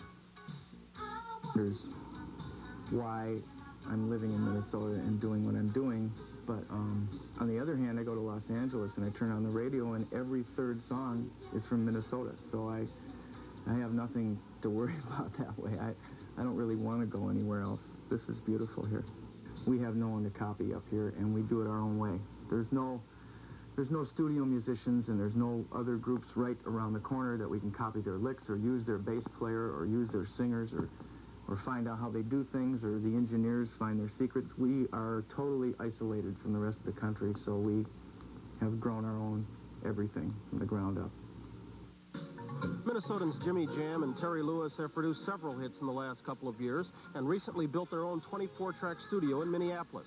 where they are now working on Alexander O'Neal's new album.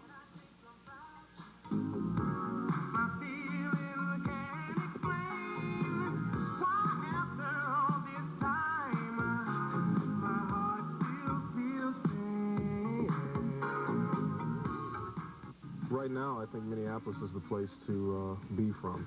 I think tapes that are sent out to record companies by people get a lot more attention right now if they're from Minneapolis. In fact, we've been in New York at a couple of labels that have had stacks of tapes on the desk, and the Minneapolis tapes will have a special little section, and they listen to them a lot harder. And if the trend continues, pop music fans will also be listening a lot harder to sounds from Minnesota.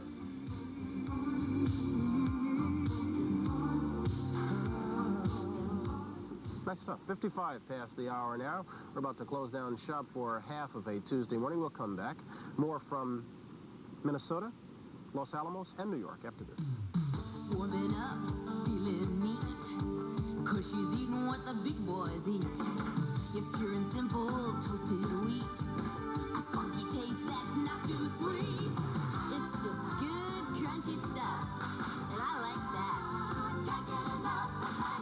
Pure and simple, toasted wheat. Now go get your Wheaties. That's what this girl eats. Watch out, big boys. What record settlement did Wayne Newton cough up for his divorce? Inquiring minds want to know. I want to know. Did UFOs buzz a nuclear plant while New York police watch? This week's National Enquirer tells you. Does a backstage feud threaten the A-Team? How can you stay cool when you're being chewed out? It's in the Enquirer. Will Linda Evans finally find happiness in marriage? Find out in the Enquirer. Over 100 features for people with inquiring minds. Like me.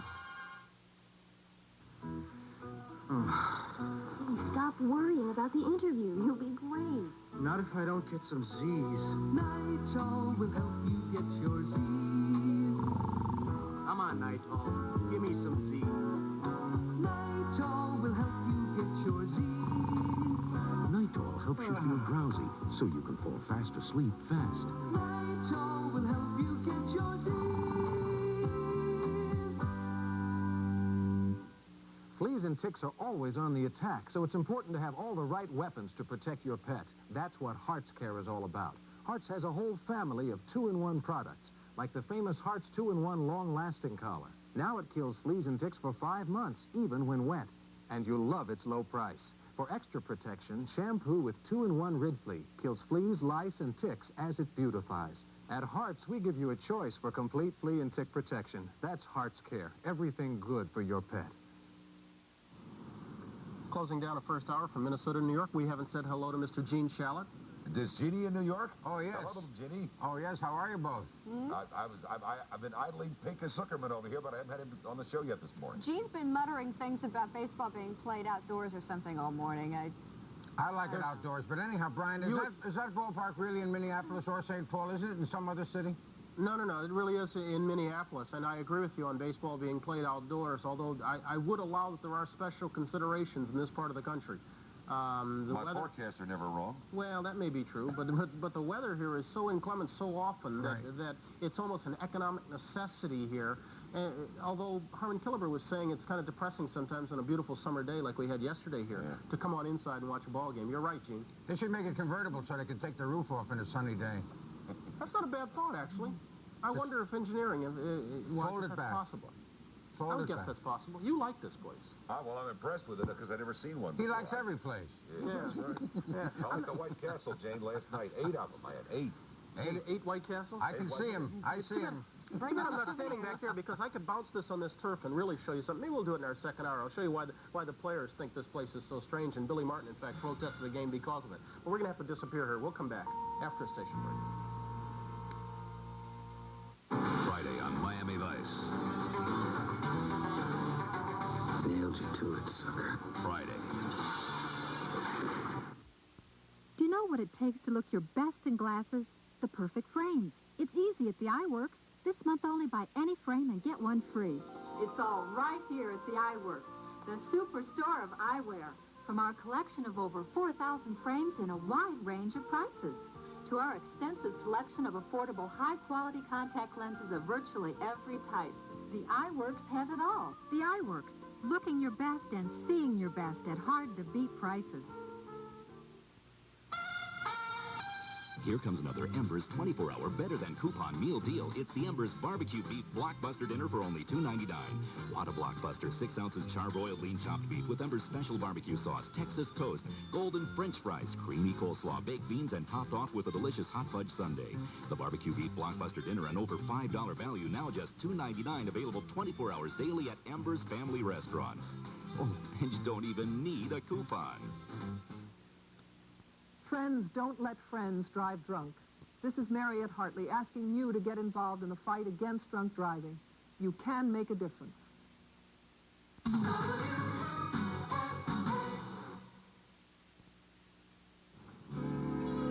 Back now, 8 o'clock on this Tuesday morning, special Tuesday morning, 16th day of July.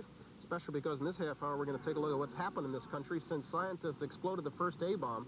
It was 40 years ago today. And here in Minneapolis, we will go on a tour of the city with a hometown boy, actor Peter Graves, from Mission Impossible fame. Welcome back inside the Hubert H. Humphrey Metrodome, where I said this is kind of a special Tuesday for us here on Today. It truly is, because I'm in Minnesota along with Willard Scott, and we're also going to be checking in live at Los Alamos, New Mexico. And, of course, back in New York, Gene Shalit is sitting there holding fort with Jane Pauley. Jane? Hi, good morning.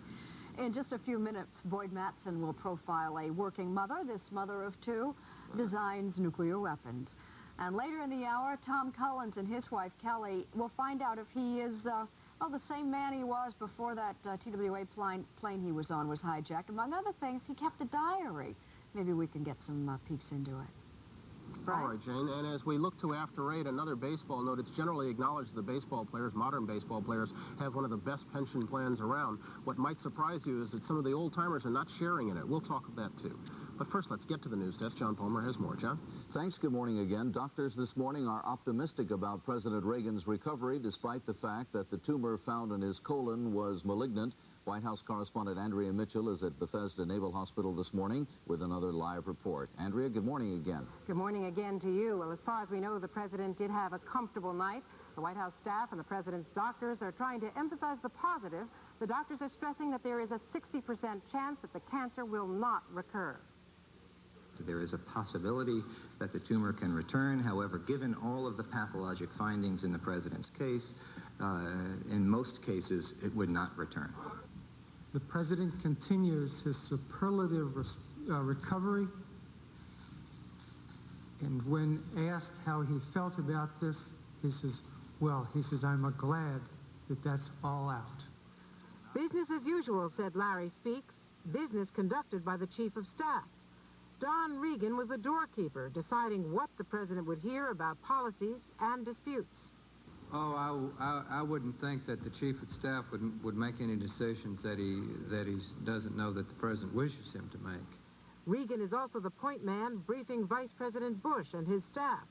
But the real boss, the First Lady, filling in for the president at a diplomatic reception and directing the staff to give the president a maximum of rest, a minimum of work.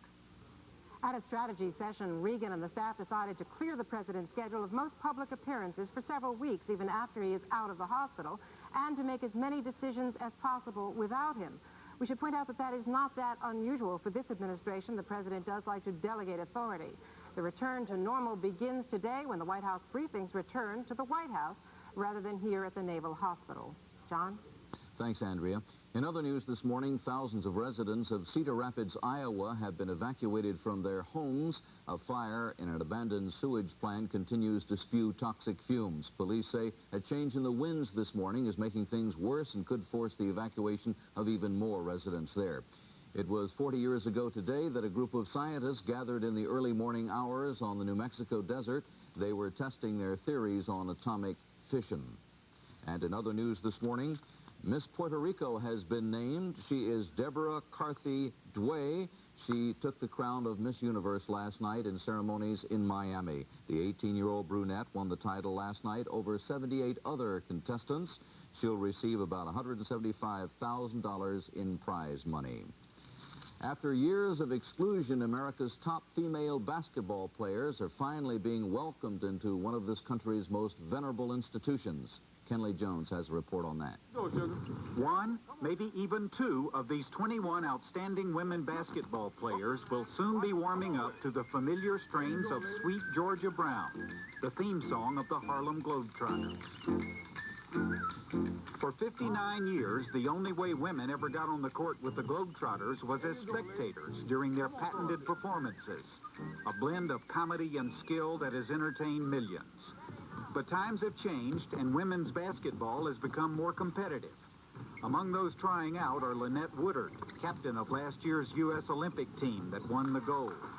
Twin sisters, Pam and Paula McGee, both of whom are 6'3", and three-time All-American guard Joyce Walker. I always wanted to do tricks like the Globetrotters, but I never thought the opportunity would be before me like it is now. When they would come through town, I would see them play, and I've always been fascinated with the types of wizardry that they do.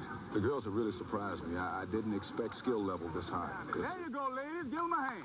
I feel threatened by all of them because every one of them are at least 5'9" or better, see?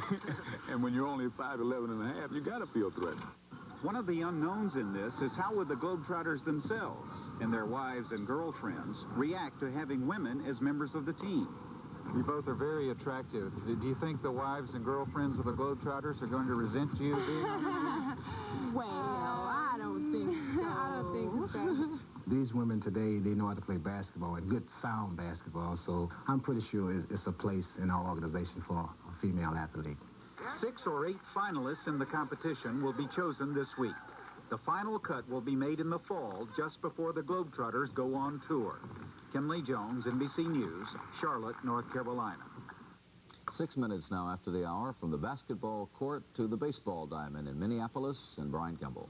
Okay, Willard. All right, John, thank you very much. Willard Scott has managed to turn the baseball diamond into kind of a barnyard. He's stolen a page from Dr. Doolittle's book. You're going to talk to the animals. Hey, thank you, Brian. There's so many great things out here in this part of the country, first of all, with the lakes and the climate and the people. But there is, and my heart goes out, I'm a zoo phenologist. I go crazy over zoos. And Nancy Gibson, PR for the Minnesota State Zoo, right? That's right. We are a state zoo, the first state zoo. We could talk about 1,000 things, but I think a picture speaks of more than 1,000 words, and we have a beautiful reindeer. I was not aware, one, that the reindeer had antlers. That's right. As a matter of fact, female reindeer and females have the antlers, and that's very unusual in the deer family. And this is Lena. She is a female, and her antlers are in the velvet stage, and the velvet stage protects the antlers while they're growing. Yeah, and look at her feet, too, because I must say I was very impressed with her lovely hooves. She has, what do you call those, dew claws? Those are called split hooves, and if you take a look at them, you can see they're actually split, and they act as snowshoes when they're going over the tundra region. And they're called the wanderers because they do a lot of migrating, and so they have to have a very good set of feet. And they've got this great fur, nice hollow hair that helps them to swim.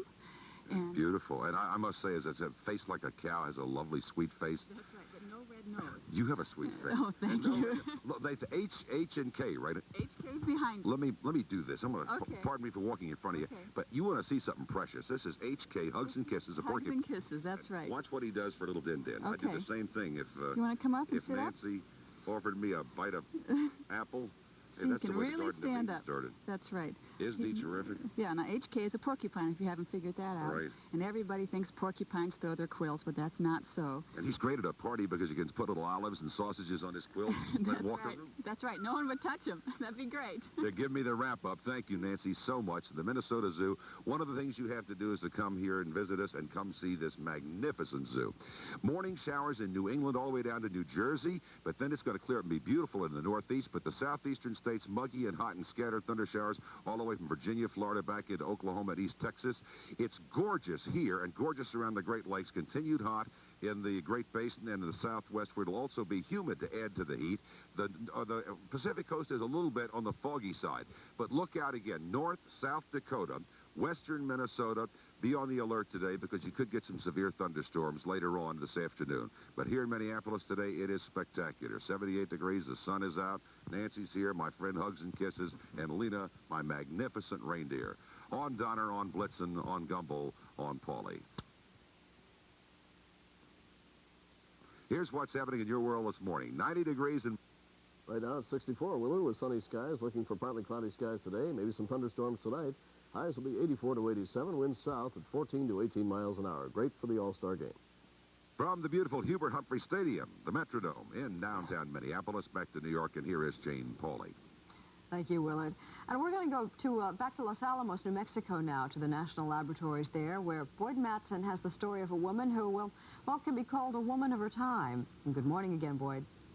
Good morning, Jane. We're in the Bradbury Science Museum at Los Alamos, and beside me is the mock-up of one of the nuclear weapons they set off today. It's about 3 feet long in this silver canister. Here at Los Alamos used to be the only place you could come if you wanted to work in nuclear weapons development.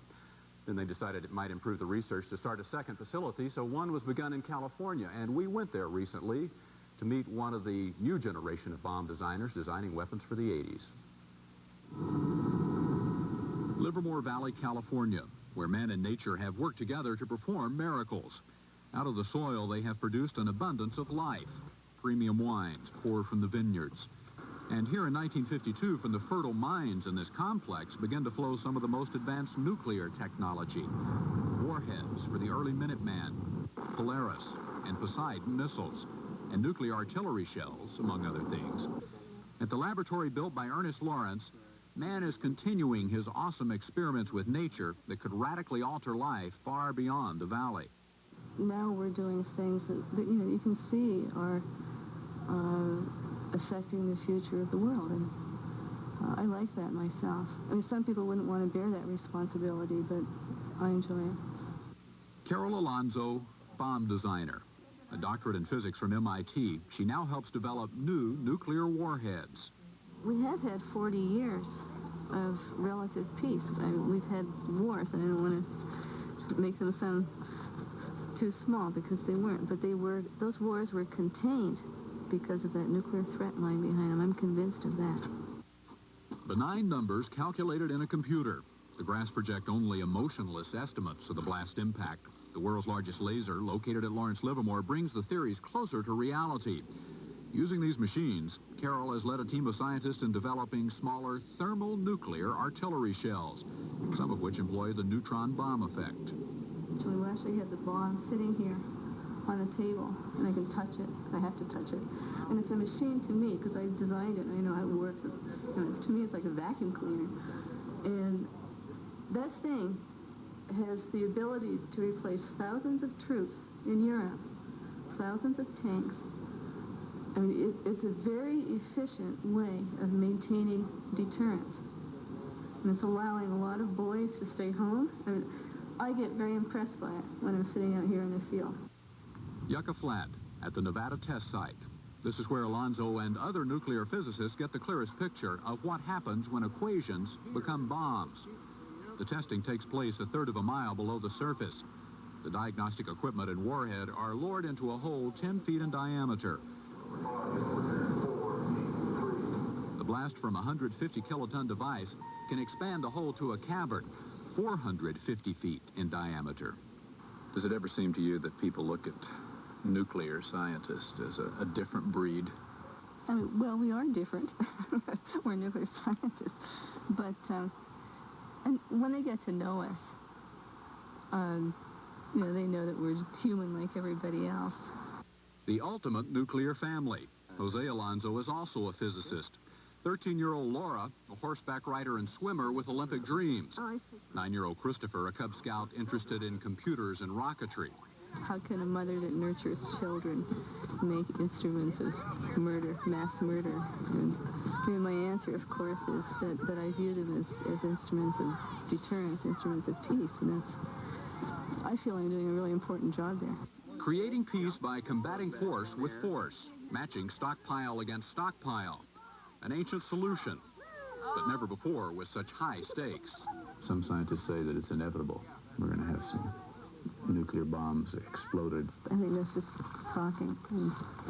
No, it's not inevitable. It's not inevitable that one of your weapons will ever be used. If it did, our mission will have failed. Sometimes this issue is put into moral terms. How have you blended the moral with the factual, the technical? Well, let me make one thing straight. I would not be working at the lab if I didn't believe in what I was doing there. And I think it's highly moral. In fact, it may prove to be the way out of this whole mess. I hope so. Carol Alonzo said that she also realized she made certain professional sacrifices when she went into that line of work. For one thing, she realizes they don't give Nobel Prizes to bomb designers these days. Jane? Remarkable story, Boyd. Thank you. And coming up next on After 8, a pension fight in baseball. But first, this is Today on NBC.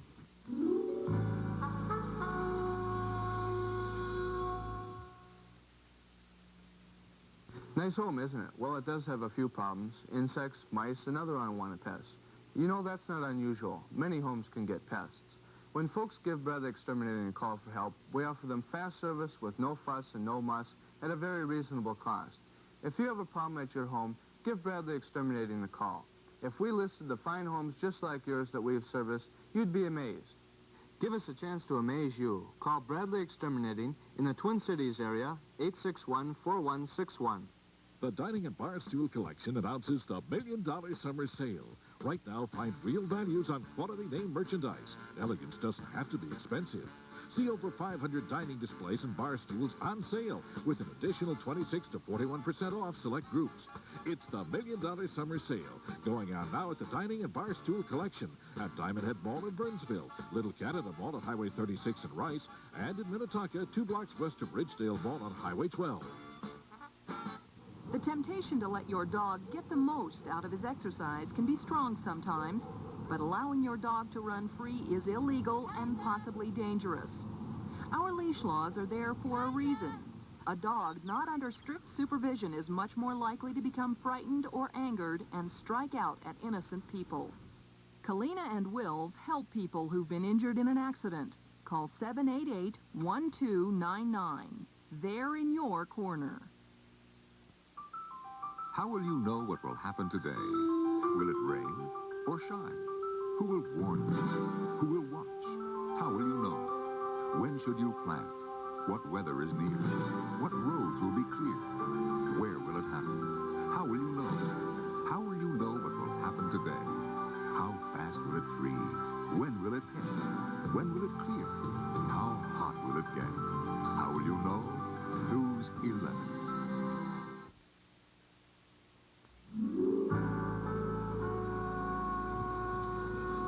On After 8 this morning, we look at the haves versus the have-nots in the Major League Pension Plan.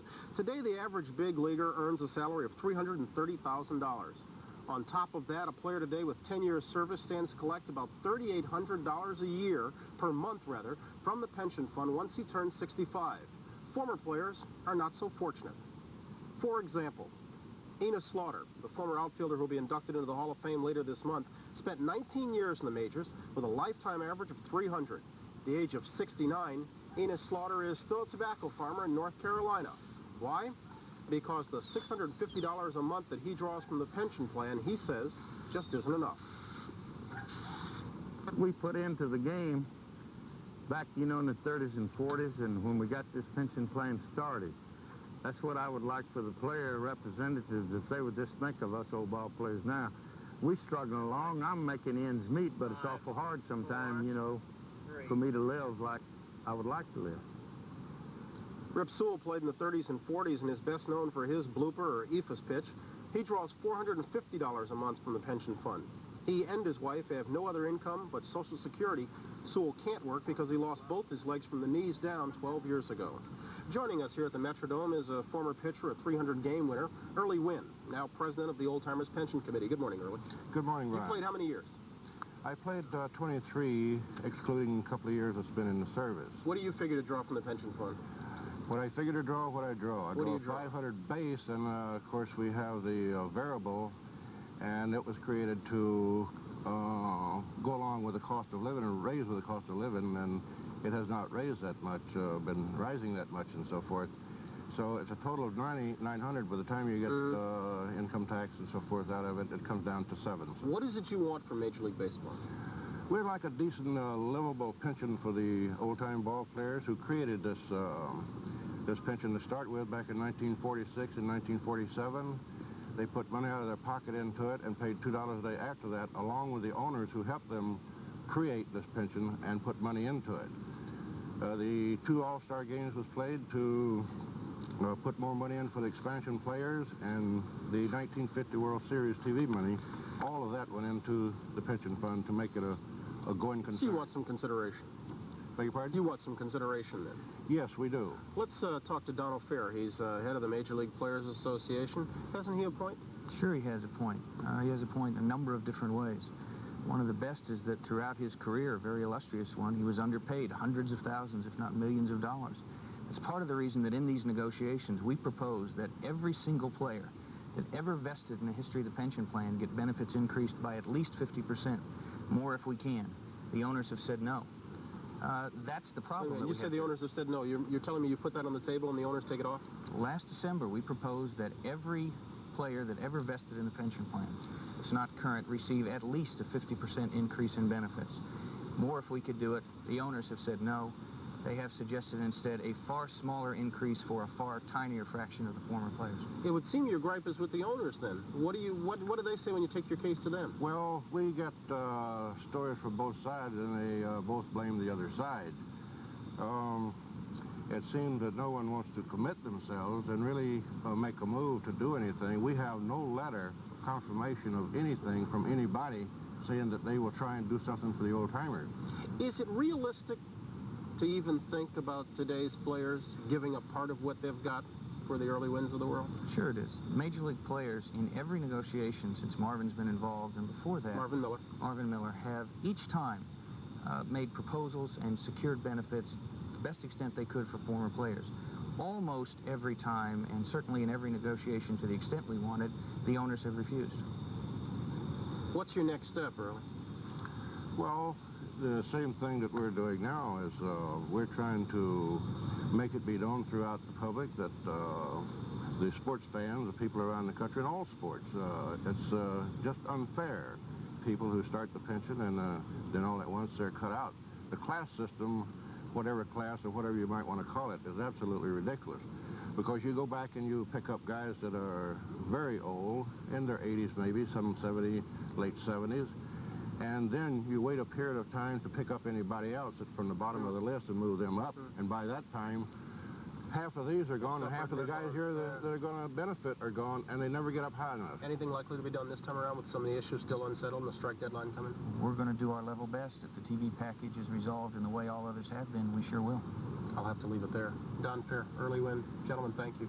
Thank you. Thank you, Brian. We'll take a break here and come back to the Metrodome. This is Today on NBC. Atomic power, atomic power. It will give. Coming July 20th and 21st to Brainerd International Raceway, the Pepsi Grand Prix Road Racing Extravaganza. See world-class drivers man their machines in the Trans Am, Formula Ford, Formula Atlantic, and Sports 2000. Go for the fun, take in the action, and taste the victory. Come grab a little thunder in the hot seat of race country, Brainerd International Raceway. You'll find a wide selection of clothing at Foreman & Clark, but there are some styles we just don't have. What we do have is thousands of reasonably priced, well-made suits and coats, including many single-breasted suits and utility trench coats for $75, $85, and $100. Sure, we don't have every kind of suit under the sun, but at Foreman & Clark, we think you'll find more selection and choice at a price you can afford. Compare. There's no comparison.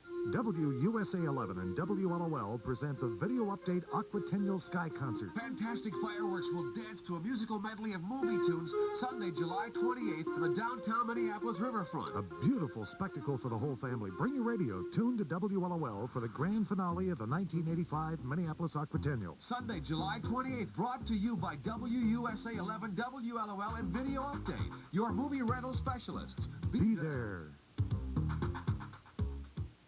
If someone you know and love turns to you and says, "Who are you?" or "Where am I?" you may be listening to the confusion, agitation, and memory loss symptoms of Alzheimer's disease. Often confused with senility, Alzheimer's is frightening to those who have it and those who live with it. If you need help, call your local chapter of the Alzheimer's Disease Association. And please call today. Thank you.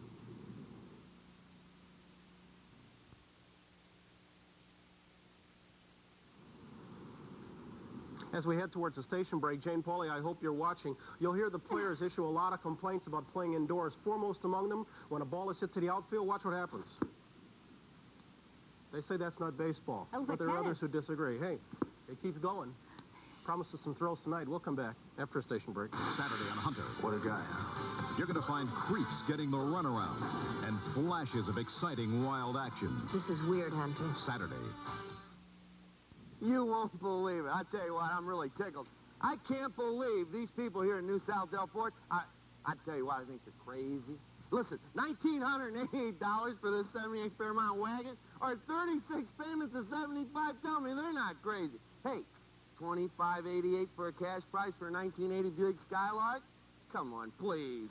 36 payments of only $98. We'll see you soon.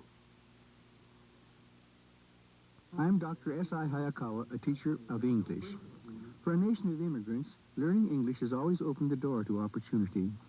That has not changed. To make the American dream come true for you, open the door of opportunity by learning our national language. For information on English classes in your area, call your local community college, your high school, or your library. This is a public service message from U.S. English, Washington, D.C. 20036. WUSA, Minneapolis, St. Paul, in stereo. And now, News 11 with Marty Burns-Wolf. Good morning. It's 8:25 and we have 62 degrees under sunny skies. Meteorologist Barry Fenn will be along in just a moment. He'll have the 11 outlook for you. But first, we shouldn't have to tell you by now, All-Star Day is finally here. There are just a few hours to go until they play ball down at the Metrodome. Christy Arndt has this report from the Dome on some of the media here to cover the spectacular. Good morning, Marty. Well, the All-Star Game really is a star-studded event with all kinds of famous people here in town. Not all of them are of baseball fame. Nationally known radio personality Larry King broadcast his talk show live from Minneapolis' Amfact Hotel early this morning. Guests on his show included an all-star lineup from the baseball and the sports worlds. And this morning here at the Metrodome, NBC's Today Show host Bryant Gumbel is broadcasting live from second base. He's brought crazy weatherman Willard Scott with him, and Willard was joined earlier this morning by some friends from the Minnesota Zoo. And of course, all of this, Marty, is just part of what promises to be a star-filled day here at the Metrodome. Now back to the studios. Thanks, Christy. Well, nearly 1,000 people have been evacuated in Cedar Rapids, Iowa because of a fire in an abandoned sewage plant. Firefighters ordered the evacuation because of the toxic fumes. The fire broke out at about 2:30 yesterday and continued burning throughout the night. There have been no injuries, and the cause of the fire is not yet known. Well, all-star events run throughout the day, as you might imagine, in the Twin Cities. At noon, bands will play at PB Plaza in Minneapolis and in Town Square in St. Paul. The action, of course, begins here on TV 11 with live coverage of the pregame show at 6:30, so please join us then. And then 10 minutes after the game ends tonight, it starts at 7, by the way, a fireworks display will take place north of the Dome with a sky concert on WCCO AM radio. Well, Barry Fenn has miraculously turned into Barry Zivan, who will be here in just a moment.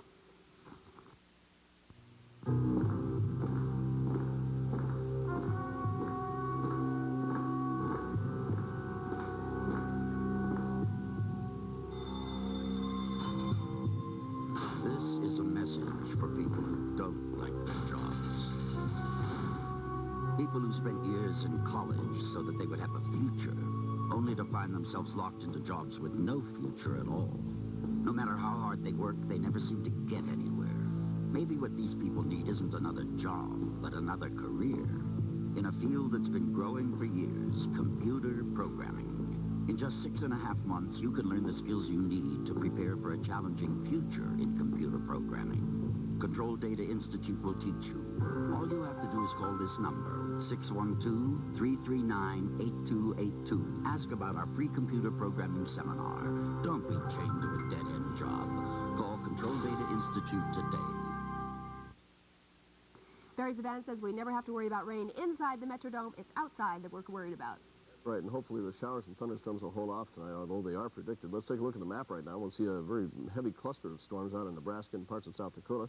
But the 11 outlook for today is for partly cloudy skies, highs 84 to 87. Tonight, we'll have partly cloudy skies, chance of a scattered thunderstorm, lows 63 to 66. Marty? Thanks, Barry. We begin our coverage of the All-Star Game at 5 o'clock. We hope you will join us then at 6, then at 6:30, and then at 10. Bye-bye.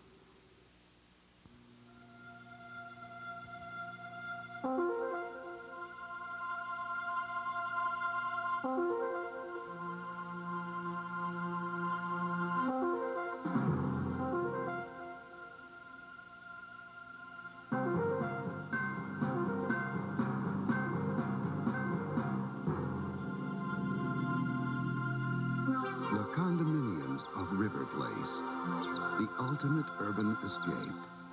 Let's get to the essence of relaxation. The Essence Spa from Kohler. It's affordable, portable, completely assembled. Fill it, plug it in, and enjoy. All the quality you expect from Kohler. Enjoy it indoors, enjoy it outdoors.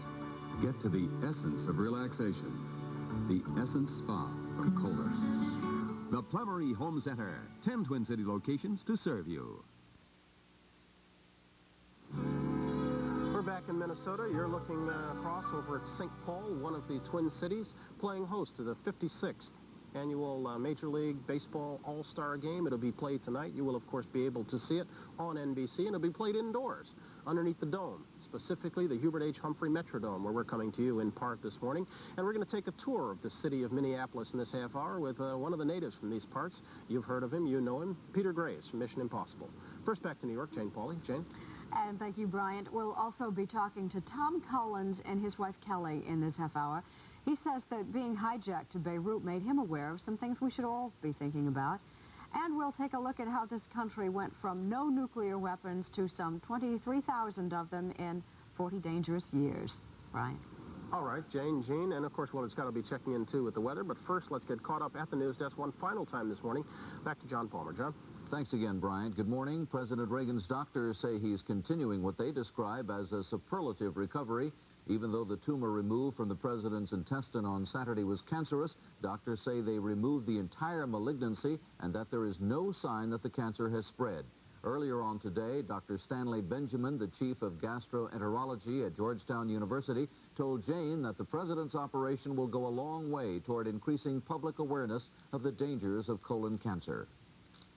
I think, to use President Reagan's own terms, that there are never problems, only opportunities. And if we take this from the medical standpoint as an opportunity to make the American public aware of the kind of problem that exists and the fact that we can use the methods we have available to find cancers or polyps at an early stage, it will, in fact, be an opportunity for the entire American public. Abortion rights advocates are accusing the Reagan administration of playing politics. This less than 24 hours after the Justice Department asked the Supreme Court to reverse its Roe versus Wade decision legalizing abortion. Robert Hager has a report. In a formal friend of the court brief, the Reagan administration argued that the landmark 1973 Supreme Court decision permitting abortion should be overturned. The Justice Department said the decision is so far flawed that this court should reconsider and abandon it. The brief said the decision's complicated formulas for determining at what stage of a pregnancy abortions may be permitted are arbitrary and inherently unworkable. And the brief said there's nothing in the Constitution that says women have a right to abortions.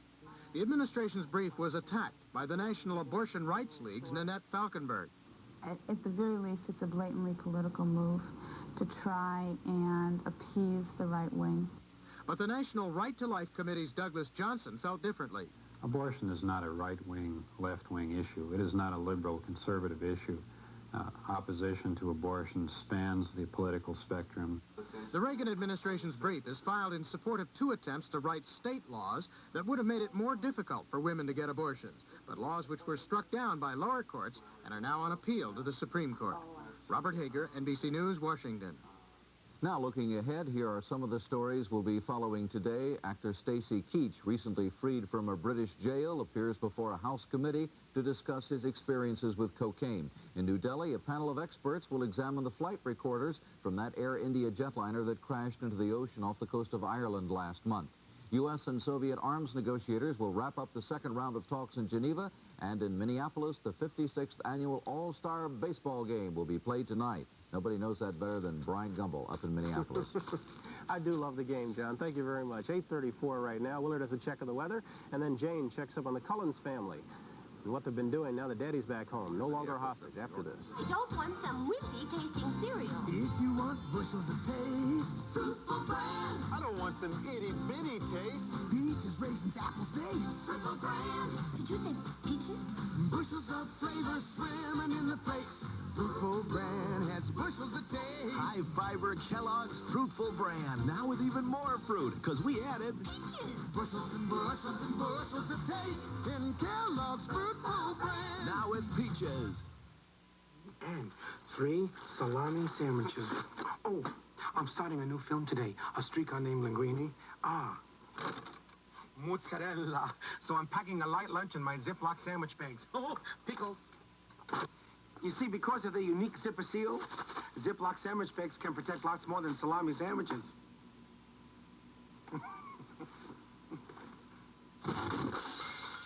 Ziploc. We've got the lock on food protection. Oh, Sally, what happened? Oh, strained my back. I know what'll help. Doan's pills. Good advice. Doan's pills for simple muscular backache pain due to overexertion, stress, or strain.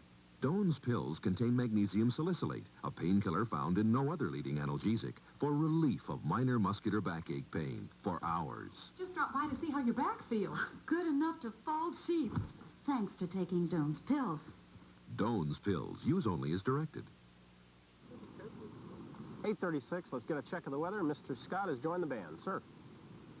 Hey, thank you, boss. Now, I've got my Tyrolean hat on because, well, you'll find out about that. First of all, let me correct myself. We are in Minneapolis. I knew that. It is the Minnesota Symphony Orchestra. The conductor is Neville Mariner, who is now Sir Neville. He was just recently indicted. I'm sorry, he was just recently knighted. And I just, Pega Zuckerman at St. Paul Chamber, and I knew that. I was just trying to see if anybody would catch me. Lee Foley, welcome. You having a Vienna festival, is that right, for the orchestra? We certainly are. Tomorrow evening, it's the opening night for our 6th annual Sommerfest. Zummerfest. Zummerfest. Wie geht's, Junge? Yes.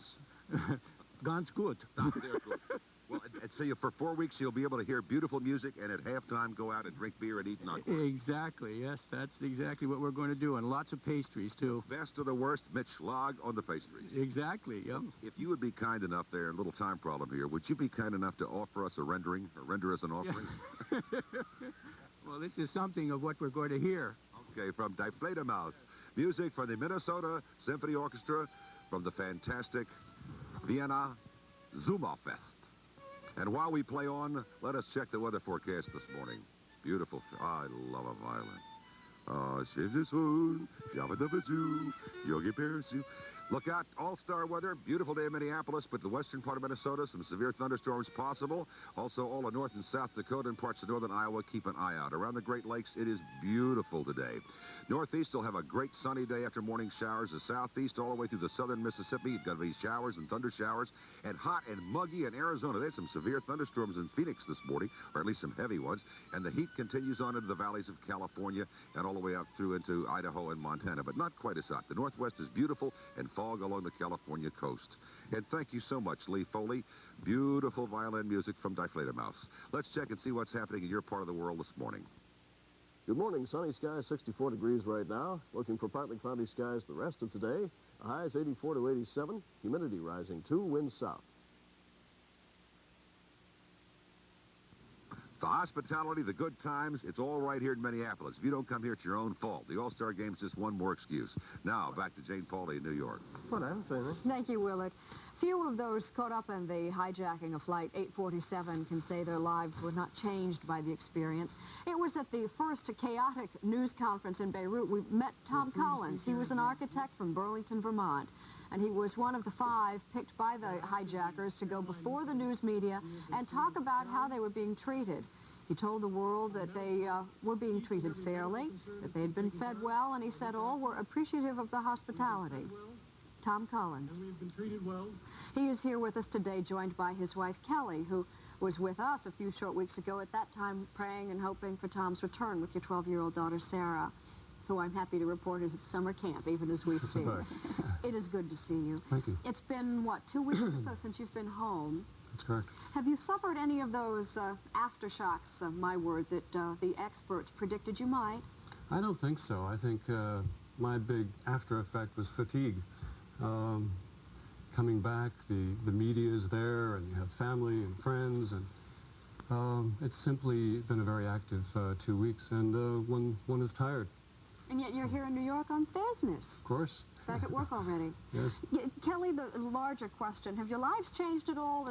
Are there subtle or obvious ways in which you have changed things? A number of things changed, from dealing with our house again, because for 4 weeks my daughter and I were gypsies living at in-laws and parents and trying to figure out what was going on, and so it's a matter of settling back into what would be considered a normal life, to all of a sudden realizing that hostage taking and the effects of that really need to be dealt with in this country. And I'm not sure what the long-term effects are. And I talk to people in Washington and psychologists, and they don't know. And so all of a sudden I found myself caught up in trying to understand and trying to work with people to come up with some long-term plans for hostages. You have become an activist, Once if again. you will, then. Now, when you came home, you got here in time to see this, what I will call a spectacle of examination of the ordeal, how it was handled and covered and so forth. Did you ever have occasion to feel defensive for not coming back appearing angry enough for some people's tastes? I don't think so. I came back trying to fully understand the situation. I came back with a desire to learn more about the situation in the Middle East. I came back to a city that opened its arms to myself and my family. People had prayed. I came back to a nation that I had to thank. I didn't feel defensive. We did the best we could. We were survivors, and we did damn well. You are an experienced traveler. You lived abroad with your wife. Your business takes you to the Middle East. I understand you even speak a little Arabic. A little bit. Now, does that give you insight or bias into interests abroad? What do you think? Hopefully, insight. I've had 5 years of exposure in the Middle East. I work with Muslims. I've tried to understand the issues involved, and it was of a help to me. Very much of a help to me. Now, you have taken upon this cause, if you will. Kelly, you brought it up. Is there a message that you want to make, or do you just want to study and understand?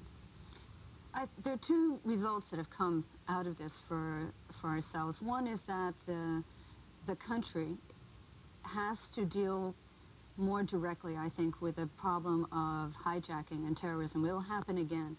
And for those families like ourselves who were just regular citizens and this came upon us, there was nothing there. There wasn't the President, the State Department. There was nobody there who we could hold on to say, what happens now? What happens 3 months from now if all of a sudden we go through some emotional crisis? There's nothing there. And the other thing that came through this for us is that the American people are often isolated. The news brings up events that happens, but not the background to it. And so people didn't know who Shiite Muslims were, didn't know the background of what was happening. And so somehow there needs to be, in this country, better background with the news instead of just facts. But thank you. And before I let you go, you were telling me you kept a 12,000-word diary while you were there that you hope to share with the other men who you shared accommodations with. Right. Might you ever publish it in a book? Who knows? We did it. I did it. I'm used to writing accounts of my trips for the past 5 years. I did it to share with my fellow hostages, and who knows? We'll see. Well, we will see. Thank you again, Thank you. Tom Kelly. And we'll be back after a message.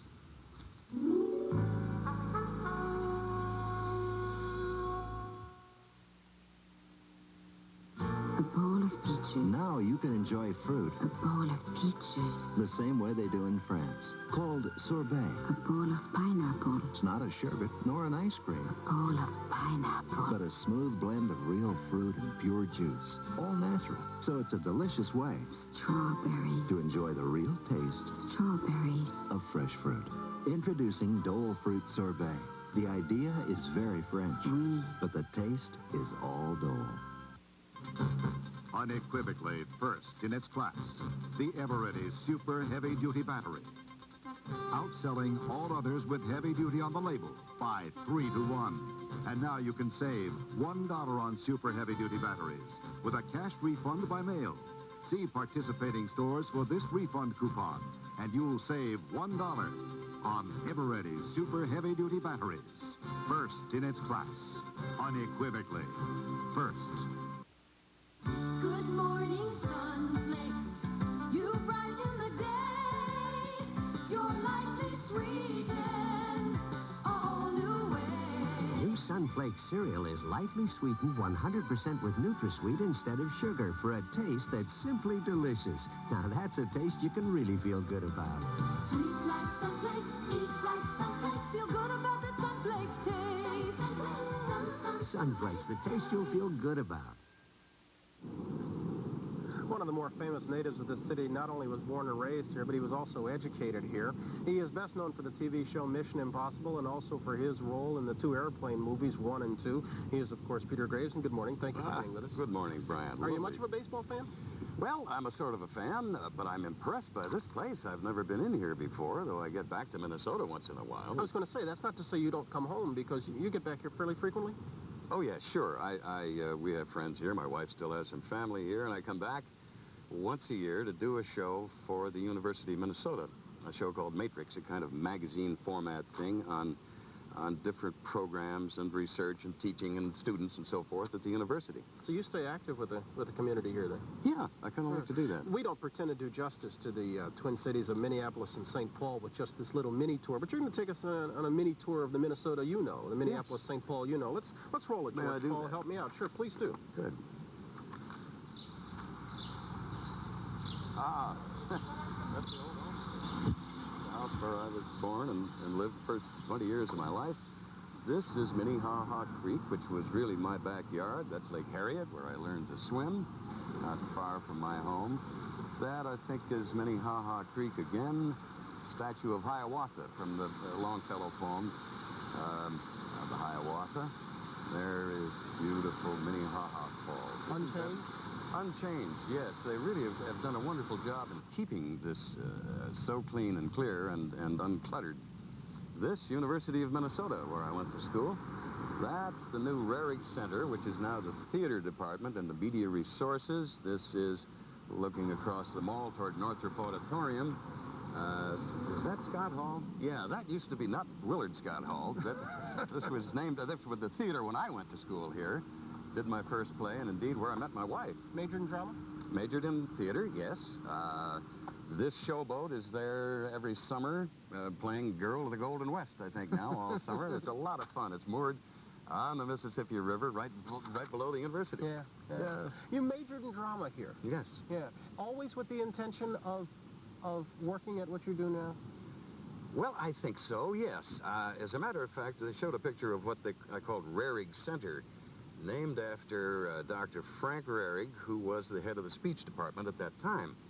And he was the one who really encouraged me to take a major in theater of the various things that were offered in the speech department. I chose that and got on the stage and got hooked, and we've been doing that ever since. Yeah. I mentioned in brief passing at the top not only Mission Impossible, which perhaps you're best known for, but also the airplane roles. You took those roles with some mixed feelings, though, didn't you? Well, airplane, yes. When I first read that script, I said it's insane. You know, I could ruin a 20-year career doing this. But as a matter of fact, I turned it down. And the executive producer, Howard Koch, is an old friend of mine, and he asked me to come in and talk about it. And I met the young guys who did it, and I understood what they want. Yeah. You're a Minnesotan, but now you're living in Southern California. Ever see yourself moving back this way? Oh, well, I always come back this way. All of my family, of course, is in California now, but I love Minnesota, and I know that Minnesotans right now are very proud to have this game here today. It's a lot of fun. Peter, thanks for being with us. Always good to have you back here. Good to be with you, Brian. We're going to come back in just a moment and go out to Los Alamos one time to mark the 40th anniversary of the atomic bomb test. But first, a station break.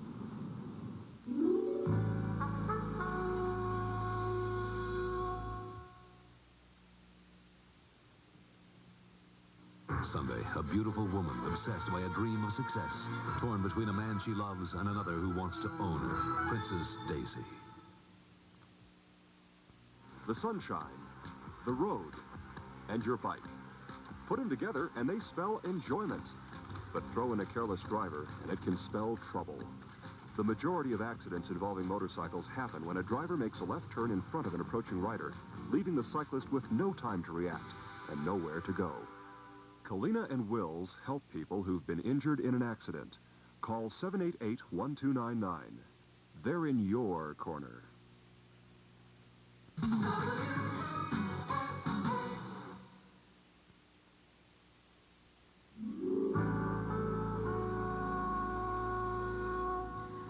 This country dropped its entire arsenal of 2 atomic bombs on Japan in August of 1945. Strategic planners went to work immediately on a new nuclear arsenal. Much of that work was done right where Boyd Mattson is this morning at Los Alamos, New Mexico. And he says there are some strange stories to be told about our nuclear buildup. Good morning again, Boyd. Good morning again, Jane. A walk through this museum is like a history trip through our nuclear weapons development program. We also recently toured the National Atomic Museum and the Nevada Test Site, where we were reminded of what has been a continuing search for the ultimate weapon, an instrument of destruction that would guarantee forever our peace and security. Atomic power, atomic power. It was given by the mighty hand of God. The ultimate weapon. We only needed 2 of them, one for Hiroshima, one for Nagasaki. A world war was brought to a dramatic conclusion. Medals for the bombers, victory celebrations for the American people. At the time of this instant peace, we had no more atomic bombs. We'd used up our entire stockpile. 40 years later, we have some 23,000 nuclear weapons in our arsenal. What happened? Operation Crossroads, 1946, a year after Hiroshima. The U.S. government decided to drop another atomic bomb in the Pacific at Bikini Island. Why? In part for scientific research, and in part because there were a lot of military brass who just wanted to see for themselves the intense light and feel the heat. It will not blow out the bottom of the sea and let all the water run down the hole. It will not destroy gravity. I am not an atomic playboy. As a matter of fact, America didn't get carried away with atmospheric tests. At first, there were only 5 in 5 years. Then Russia exploded their own atomic bomb, and concern over the communist threat increased when the Korean War broke out. The president has stated that the use of the atomic bomb is being considered to halt the communist onrush inspired by Russia. President Truman resisted nuking North Korea. Instead, the United States tried to scare the enemy by blowing up Nevada. There were 36 nuclear detonations during the war. It was spectacular saber-rattling, but it also led to an amazing diversity of nuclear weapons in our stockpile.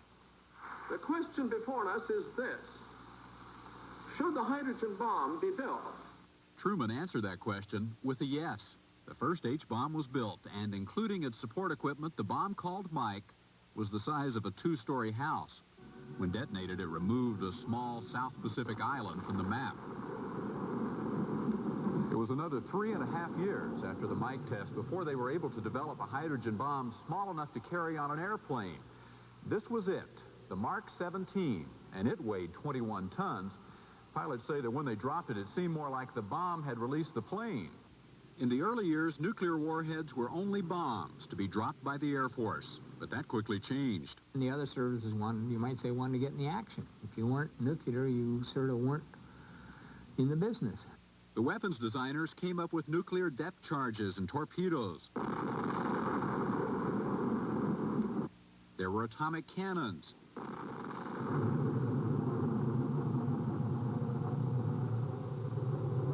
There was even an atomic charge for demolition work called the ADM. According to one report, there are still some 300 nuclear mines in our arsenal. The development of new weapons wasn't the only purpose of atmospheric tests. The government moved forests, airplanes, soldiers, and even a miniature suburb into the desert to see just what atomic bombs would do to things. Oh, I say, everybody's worried, yeah, about the atomic bomb. But nobody's worried, no, not the day my Lord will come, when he'll hit great God Almighty like an atom bomb. When he comes, good Lord, when he comes. Notice the would-be track home in the middle. The lesson to Americans from this particular experiment seemed to be, if you painted your home and kept the yard clean, your chances for survival were greatly improved. One involuntary witness to some of these tests was Jack Leffler, a member of the Army band. And in the summer of 1957, our band went out to perform for 3 atomic bomb tests that were shot at the Nevada Proving Grounds. We would play marches like the Stars and Stripes Forever. And about halfway through the march, if everything went according to schedule, the bomb would go off. And everybody just sort of fizzled out. Almost 30 years after atomic testing took place out here, we can feel relatively safe walking within a quarter of a mile where the bombs went off. But you wouldn't want to stay here too long. Background radiation is still high. But back in those days, there were 5 men who thought nothing of standing directly underneath an atomic explosion. 4 of my colleagues and myself volunteered to stand underneath the nuclear shot in order to prove that the effects would not be unduly severe. The volunteers were unprotected to prove that the Genie, an air-to-air nuclear missile, could be safely detonated over cities in the United States. That was called the mayor of Ground Zero, by the way. We were hit with the heat wave and the light wave, and it felt like somebody was shining a heat lamp on you. And then a few seconds later, where the blast wave hit, it was very loud, and you could feel the overpressure on your body, and we just stood there unprotected with no harmful effects at all. Boy, I'm convinced none of us received any radiations that were really any more detrimental than the radiation you receive when you get your teeth x-rayed. I should clarify that Colonel Bruce's slight palsy is from Parkinson's disease, and there is no known connection between Parkinson's disease and exposure to radiation. Also, in 1963, the Atmospheric Test Ban Treaty was signed, and the mushroom clouds disappeared from Nevada forever. Jane. Thank you, Boyd. We'll be back in a moment. First message. It's a great brand taste with the twist. Brand new Bran Muffin Crisp. What's the twist? Now you can have the good things you get in a bran muffin in a crispy, good-tasting, high-fiber cereal. Bran Muffin Crisp. Raisins and almonds you can't resist. Into a Bran Muffin Crisp. Here's a cereal that has the high fiber you want with a taste you'll want more of. Bran Muffin Crisp, huh? Nice twist. The goodness of bran with the twist. Brand new Bran Muffin Crisp. We asked 1,000 doctors if they were stranded on a desert island, which one medicine would they want along? Tylenol, extra strength Tylenol, Advil, or Bayer? Doctors chose Bayer more than any other. Nearly 2 to 1 over extra strength Tylenol, more than 8 to 1 over Advil. Doctors chose Bayer, the wonder drug, shouldn't you? Bayer, the wonder drug that works wonders. I've heard it. Have you heard it? It's about Tic Tac. Oh, it still has just 1.5 calories, but it does something amazing. It refreshes your breath a long, long, long time. A little Tic Tac will actually refresh your breath for an hour and a half. Imagine, a whole hour and a half. You know something? Tic Tac refreshes you so long, maybe they should call it Tic Toc. Tic Tac, the 1.5 hour, 1.5 calorie breath mint.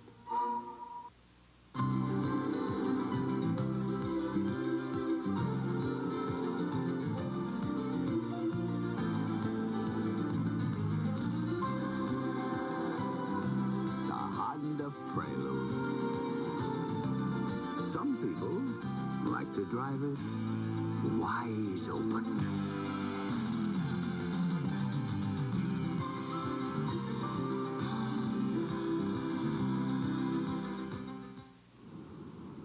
Time just enough for a goodbye and thanks. Back in New York, who are you picking tonight? Jane?